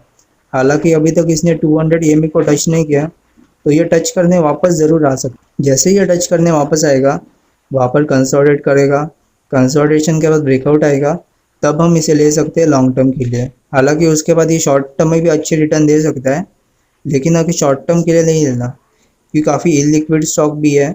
मूवमेंट इसमें आती है, थोड़ी बड़ी आती है, छोटी आती है, कोई भी मीडियम साइज मूवमेंट इसमें आती नहीं। काफ़ी शॉर्ट टर्म में थोड़ा सा रिस्की हो सकता है, लेकिन लॉन्ग टर्म के लिए बहुत अच्छा स्टॉक है। सीमेंस का भी चार्ट देख लेते हैं। सीमेंस का चार्ट भी काफ़ी सिमिलर है एल और थर्मैक्स से। ये भी 2003 से लेकर 8 तक काफ़ी अच्छी बुल मार्केट दिखाई दी, और वो टाइम ऐसा था कि इंफ्रास्ट्रक्चर के स्टॉक ऑलमोस्ट मल्टी बैगर हो चुके थे, और वो टाइम इंडिया में फिर से शुरू हो सकता है। और वो टाइम पे मेटल इंफ्रास्ट्रक्चर काफ़ी अच्छे चले थे, इस टाइम भी चल सकते हैं। और वही टाइम आप बात करो, हिंदुस्तान यूनिलीवर ने 0% का रिटर्न दिया हुआ था। फार्मा कंपनीज ने भी 0% का रिटर्न दिया हुआ था। वो टाइम कुछ फार्मा कंपनी अच्छे से चले नहीं, और ये टाइम वो भी अच्छे से नहीं चल रहा है। तो ये काफ़ी सिमिलर है 2003 से लेकर 2007 तक। वहाँ पे जो बुल मार्केट इंडिया ने देखी थी, वो मार्केट प्रोबेबली हम फिर से देख सकते हैं। अब मुझे मुझे नहीं पता आप में से कितने लोग वो टाइम थे मार्केट में, लेकिन जो भी थे उस टाइम मुझे कमेंट में बताइएगा। मैं जानता हूँ कि आप में से बहुत सारे लोग नहीं होंगे, लेकिन फिर भी कोई होगा जो मेरी वीडियोस देखता रहेगा, तो मुझे कमेंट में ज़रूर बताइएगा कि आप कितने टाइम से मार्केट में हो। सीमेंस का भी चार्ट काफ़ी सिमिलर है एल से, ब्रेकआउट भी आ चुका है, तो आप इसे भी बाय कर सकते हो लॉन्ग टर्म के लिए। काफ़ी अच्छे पिक ये हो सकता है लॉन्ग टर्म में। एबीबी का चार्ट भी देख लेते हैं। एबीबी के चार्ट हमने पहले डिस्कस किया हुआ था कि ब्रेकआउट के बाद आप ले सकते हो। ऑलमोस्ट 1600 के लेवल पे हमने डिस्कस किया था कि आप ले सकते हो अभी। अभी हालांकि ये 1840 हो चुका है, लेकिन अभी भी अच्छी मूव नहीं दिखाई दी। इसमें बहुत बड़ी अप मूव बाकी है। 13 साल की करेक्शन पूरी कर चुका है ये, तो 1-2% से तो उसमें मूव ख़त्म नहीं होगी। मूव आएगी वो बहुत बड़ी आएगी। इसमें भी सेम वैसा ही चार्ट है, 2003 से 8 तक काफ़ी अच्छी बुल मार्केट दिखाई दी और बाद में करेक्शन शुरू हो गई। तो इंफ्रास्ट्रक्चर में स्टोरी ऐसी है कि करेक्शन तो 2008 से ही चल रही है अभी तक। BEML का भी चार्ट देख लेते हैं, यानी कि भारत अर्थ मोर्स लिमिटेड। ये भारत अर्थ मोर्स लिमिटेड का मंथली चार्ट है। BEML में 2006 से करेक्शन शुरू हो गई। यहाँ पर एक डबल टॉप फॉर्म हुआ था एम शेप में, वहाँ से करेक्शन चल रही थी। हमने इसने 4 आवर के टाइम फ्रेम पर अपडेट दिया हुआ था, तो एक बार 4 आवर का चार्ट देख लेते हैं। 4 आवर के चार्ट में जैसे ही ब्रेकआउट आया था, हमने अपने टेलीग्राम चैनल और यूट्यूब चैनल पे अपडेट दिया हुआ था, तो मुझे कमेंट में ज़रूर बताइएगा कि उस टाइम किसने किसने बाय किया। साथ ही साथ अगर आपने इसे बाय किया हुआ है तो लॉन्ग टर्म के लिए आप होल्ड कर सकते हो, लेकिन लॉन्ग टर्म में 2000 आसपास के एक रेजिस्टेंस फेस कर सकता है। हालांकि यहाँ पर ये टिकेगा नहीं, वहाँ से ब्रेक करने के चांसेस ज़्यादा है और नीचे आने के चांसेस कम है, क्योंकि ये भी एक इंफ्रा स्टॉक है, तो इसे ज़रूर ब्रेक कर सकता है 2000 का लेवल। 2000 का लेवल जैसे ही ब्रेक होगा तो काफ़ी अच्छी बुल मार्केट स्टार्ट हो जाएगी इसकी भी। हालांकि अब अभी बाय कर चुके होंगे, तो वहाँ से लेकर अभी तक से काफ़ी अच्छे रिटर्न्स आपको दिखाई दे सकते हैं। ब्रेकआउट से पहले ही आप बाय किए हुए हो तो, और ब्रेकआउट भी हो जाता है तो रिटर्न्स आपके काफ़ी अच्छे होंगे, साथ ही साथ स्टॉप लॉस भी काफ़ी कम होगा। तो ये भी काफ़ी अच्छे पिक है। गवर्नमेंट कंपनी है, तो इस पर नज़र ज़रूर रखिएगा। अदानी पोर्ट्स का चार्ट देख लेते हैं। अदानी पोर्ट्स थोड़ा सा कंफ्यूजिंग है, मार्च से लेकर अभी तक करेक्शन कर रहा था। ये भी प्रॉपर एक टाइम वाइज करेक्शन है। प्राइस हालांकि यहाँ पर एक नीचे तोड़ा हुआ था, वो भी किसी न्यूज़ के कारण, लेकिन फिर भी हम टाइम वाइज मानेंगे कि उस टाइम जो लेवल था अभी भी वही लेवल है, ज़्यादा नीचे नहीं आया। और ये बात भी क्लियर कर दूँ कि प्राइस वाइज और टाइम वाइज दोनों ही करेक्शन अभी तक इसमें पूरी नहीं हुई, बहुत करेक्शन करनी बाकी है अभी तक। प्राइस भी नीचे आना है यहाँ से, टाइम भी नीचे आना है। 200 EMA को अभी तक इसने टच नहीं किया, उसको भी एक बार टच करना है, कंसोलिडेशन भी करना है। तो अभी आपको इसमें पोजीशन नहीं बनानी। ये साल काफ़ी अच्छी इसमें बुल मार्केट दिखाई दी, काफ़ी अच्छे रिटर्न्स दे दिए अदानी स्टॉक में। अदानी का कोई भी स्टॉक आप उठा लो, अदानी एंटरप्राइजेस, अदानी ग्रीन, उनमें काफ़ी अच्छी बुल मार्केट दिखाई दी आपको, काफ़ी अच्छी रिटर्न्स भी दे दी उन्होंने। तो करेक्शन होना तो लाजमी है, वो न्यूज़ के कारण करेक्शन नहीं हुई थी, अगर वो न्यूज़ ना भी आती तो भी करेक्शन होना तो तय था। तो ये बात आप ध्यान रखिएगा कि हर एक अप ट्रेंड के बाद एक करेक्शन तो आती ही है। अब उस करेक्शन का कारण कोई न्यूज़ बनता है और कोई न्यूज़ बनती है, करेक्शन तो आनी है, ये पक्की बात है एक अप ट्रेंड के बाद। और अदानी ग्रीन का भी चार्ट अगर आप देखोगे तो उसमें भी करेक्शन चल रही है, एंटरप्राइजेज में भी करेक्शन चल रही है। तो अदानी के स्टॉक्स में तो करेक्शन चल रही है अभी। अभी आपको इसे बाय नहीं करना, थोड़ा टाइम वेट एंड वॉच करना है कि ये कैसे मूव करता है और ये कैसे बिहेव करता है और कैसे इसमें मूवमेंट आती है। तो चलिए एक बार इंडेक्स के बारे में डिस्कस कर लेते हैं। इंडेक्स का पार्ट काफ़ी इंपॉर्टेंट होने वाला है हमारे लिए, तो इसे पूरा ज़रूर देखिएगा। अभी तक आप देख चुके हैं तो इसे लाइक ज़रूर कीजिएगा हमारे वीडियो को, और हमारे चैनल को भी सब्सक्राइब कर दीजिएगा। तो इंडेक्स में सबसे पहले निफ्टी इंडेक्स देख लेते हैं। अगर आपने हमारा प्रीवियस वीडियोस नहीं देखा, प्रीवियस वीडियोस में मैंने बताया हुआ था कि लॉन्ग टर्म में और शॉर्ट टर्म में इंडेक्स कैसा परफॉर्म कर सकता है, ग्लोबल ये सब चार्ट डिस्कस किया हुआ था। तो अगर आपने वो वाला वीडियो नहीं देखा तो मैं आपसे रिक्वेस्ट करता हूँ कि ये वीडियो ख़त्म होने के बाद आप उस वीडियो को भी देख सकते हो। ग्लोबली आप जान जाओगे कि इंडिया को अगर छोड़ दे तो बहुत सारी कंट्रीज करेक्शन में कर रहे हैं। तो एक बार 45 मिनट का चार्ट देख लेते हैं निफ्टी का। निफ्टी में करेक्शन तो यहाँ से स्टार्ट होगी, 45 मिनट के 200 EMA पर आ चुका ही है, लेकिन यहाँ पर इसे वापस आना है क्योंकि वहाँ पर एक कंसोलिडेशन मिसिंग है। कंसोलिडेशन मिसिंग है तो इसका मतलब है वापस आके कैसे कंसोलिडेट करना है, या मूविंग एवरेजेस उसके पास जाएंगे। यानी कि साफ साफ मतलब है कि शॉर्ट टर्म में करेक्शन पूरी नहीं हुई। और वो जो बड़ी करेक्शन की हम बात कर रहे थे, बड़ी करेक्शन जो निफ्टी में आ सकती है वो बिल्कुल आ सकती है यहाँ पर, और इस साल के एंड तक आ सकती है। तो थोड़ा कॉशियस रहिएगा। हालांकि स्टॉक स्पेसिफिक आप काम करते रहोगे तो कोई प्रॉब्लम नहीं है। स्टॉक में हालांकि करेक्शन चल रही थी, कुछ स्टॉक में 2021 के पहले से ही करेक्शन चल रही थी, मार्च 2021 में कुछ करेक्शन शुरू हुई, तो स्टॉक स्पेसिफिक करेक्शन चालू है। और वो स्टॉक जो पहले ही 7-6-8 महीने करेक्शन कर चुके हैं या 10 महीने करेक्शन कर चुके हैं तो उनमें करेक्शन नहीं आएगी ज़्यादा। जैसे कि सी एट टायर्स फेब्रुआरी से लेकर अभी तक करेक्शन कर रहा था। MRF टायर्स का ब्रेकआउट आ गया, अभी सी एट टायर्स का नंबर आ सकता है। तो सी एट टायर्स उस करेक्शन में ज़्यादा नीचे नहीं आएगा क्योंकि करेक्शन तो पूरी हो चुकी है इसकी पहले। करेक्शन निफ्टी में स्टार्ट होगी, स्टॉक स्पेसिफिक नहीं होगी। ये निफ्टी मिड कैप 100 का डेली चार्ट है, इसमें हालांकि आप करेक्शन देख सकते हो। हालांकि एक ही जगह पर खड़ा हुआ था, लेकिन फिर भी हम इसे करेक्शन मानेंगे क्योंकि ये टाइम वाइज करेक्शन है। इसकी अब मूव भी आ गई और उसमें भी पूरे पूरे चांसेस है कि यहाँ से करेक्शन आ सकती है। निफ्टी जूनियर का भी चार्ट देख लेते हैं। निफ्टी जूनियर हालांकि थोड़ा सा वीक है, बाकी स्मॉल कैप और मिड कैप से कंपेयर करेंगे तो निफ्टी जूनियर में थोड़ी सी वीकनेस तो है, एक रेजिस्टेंस भी यहाँ पर फेस कर रहा है। ये रेजिस्टेंस जब तक पार नहीं होता तब तक हम नहीं मान सकते करेक्शन पूरी होगी। छोटे टाइम फ्रेम पर अगर आप इसे देखोगे तो करेक्शन आपको साफ साफ समझ आएगा कि करेक्शन तो भी बिल्कुल भी पूरी नहीं हुई। निफ्टी यहाँ से बहुत ऊपर चला जाए तो ये चीज़ पॉसिबल नहीं है क्योंकि जूनियर और निफ्टी दोनों के अंदर करेक्शन बाकी है। तो एक बार निफ्टी स्मॉल कैप भी देख लेते हैं।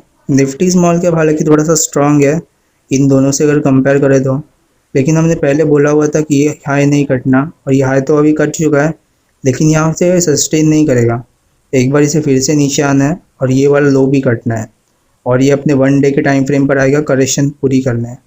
एक वी शेप रिकवरी आपने 2020 में देख ली, और एक वी शेप रिकवरी आप 2021 में भी देखोगे। वो वाली थोड़ी सी बड़ी रिकवरी थी, लेकिन ये वाली थोड़ी सी छोटी होगी रिकवरी, लेकिन ये भी वी शेप रिकवरी होने के चांसेस बहुत ज़्यादा है। यहाँ पर भी एक बात है कि स्टॉक स्पेसिफिक होकर काम करना है।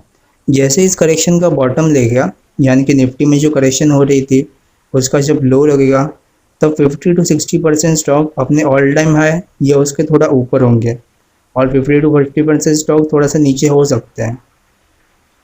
और यहाँ पर मैं उन्हीं स्टॉक की बात कर रहा हूँ जो थोड़े क्वालिटी स्टॉक है, जैसे कि रिलायंस, HDFC, या थोड़े ऐसे स्टॉक जो काफ़ी अच्छी चार्ट्स बने हुए हैं, वो स्टॉक की बात कर रहा हूँ, ना कि वोडाफोन आइडिया या येस बैंक या ADHG ग्रुप, ऐसी बात नहीं कर रहा हूँ मैं। सिर्फ क्वालिटी स्टॉक को हमें ध्यान रखना है। और येस बैंक को आपको देखना भी नहीं है, काफ़ी सारे लोग इसमें इंटरेस्टेड हैं। जीरोधा के जो CEO है, उनकी एक रिपोर्ट आई थी कि उनके 75% रिटेल क्लाइंट के पास येस बैंक मौजूद है कोई ना कोई क्वांटिटी में। तो तो रिटेलर लोग ज़्यादा इसमें इंटरेस्टेड होते हैं, येस बैंक या ADHG ग्रुप में। अच्छे स्टॉक में रिटेलर लोग इंटरेस्टेड नहीं होते, ये काफ़ी बुरी बात है।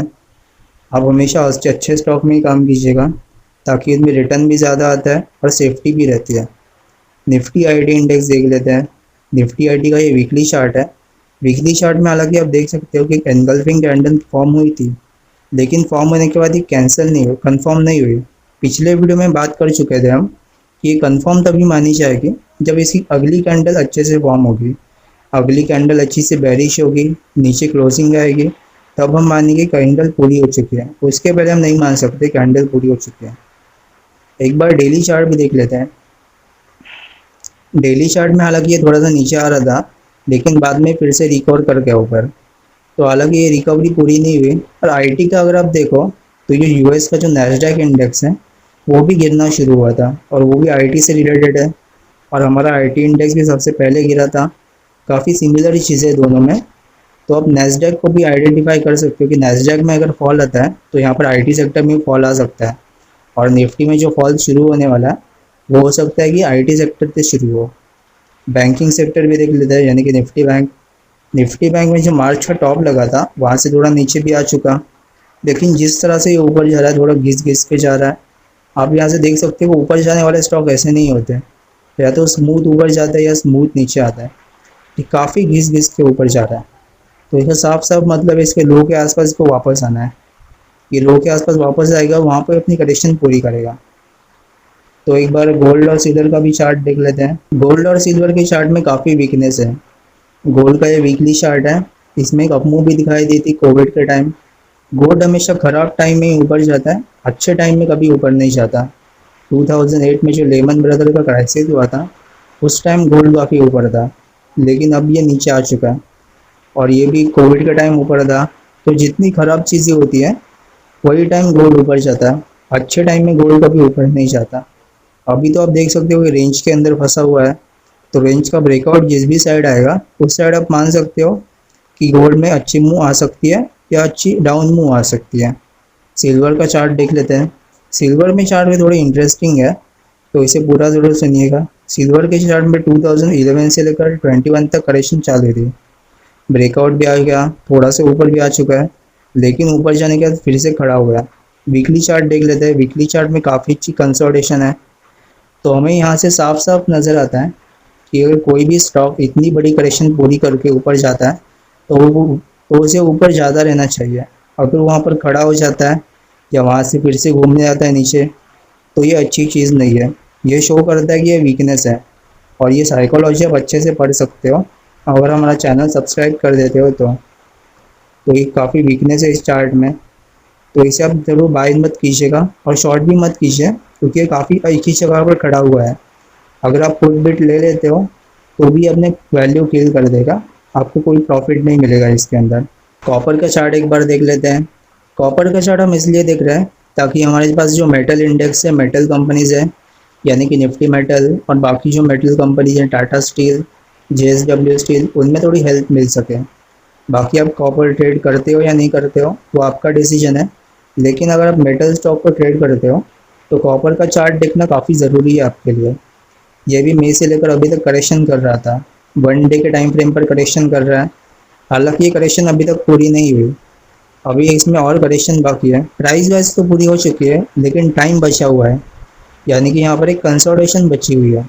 ये कंसोलिडेशन जैसे ही पूरी होगी तभी हम मानेंगे कि इस करेक्शन पूरी हो गई है।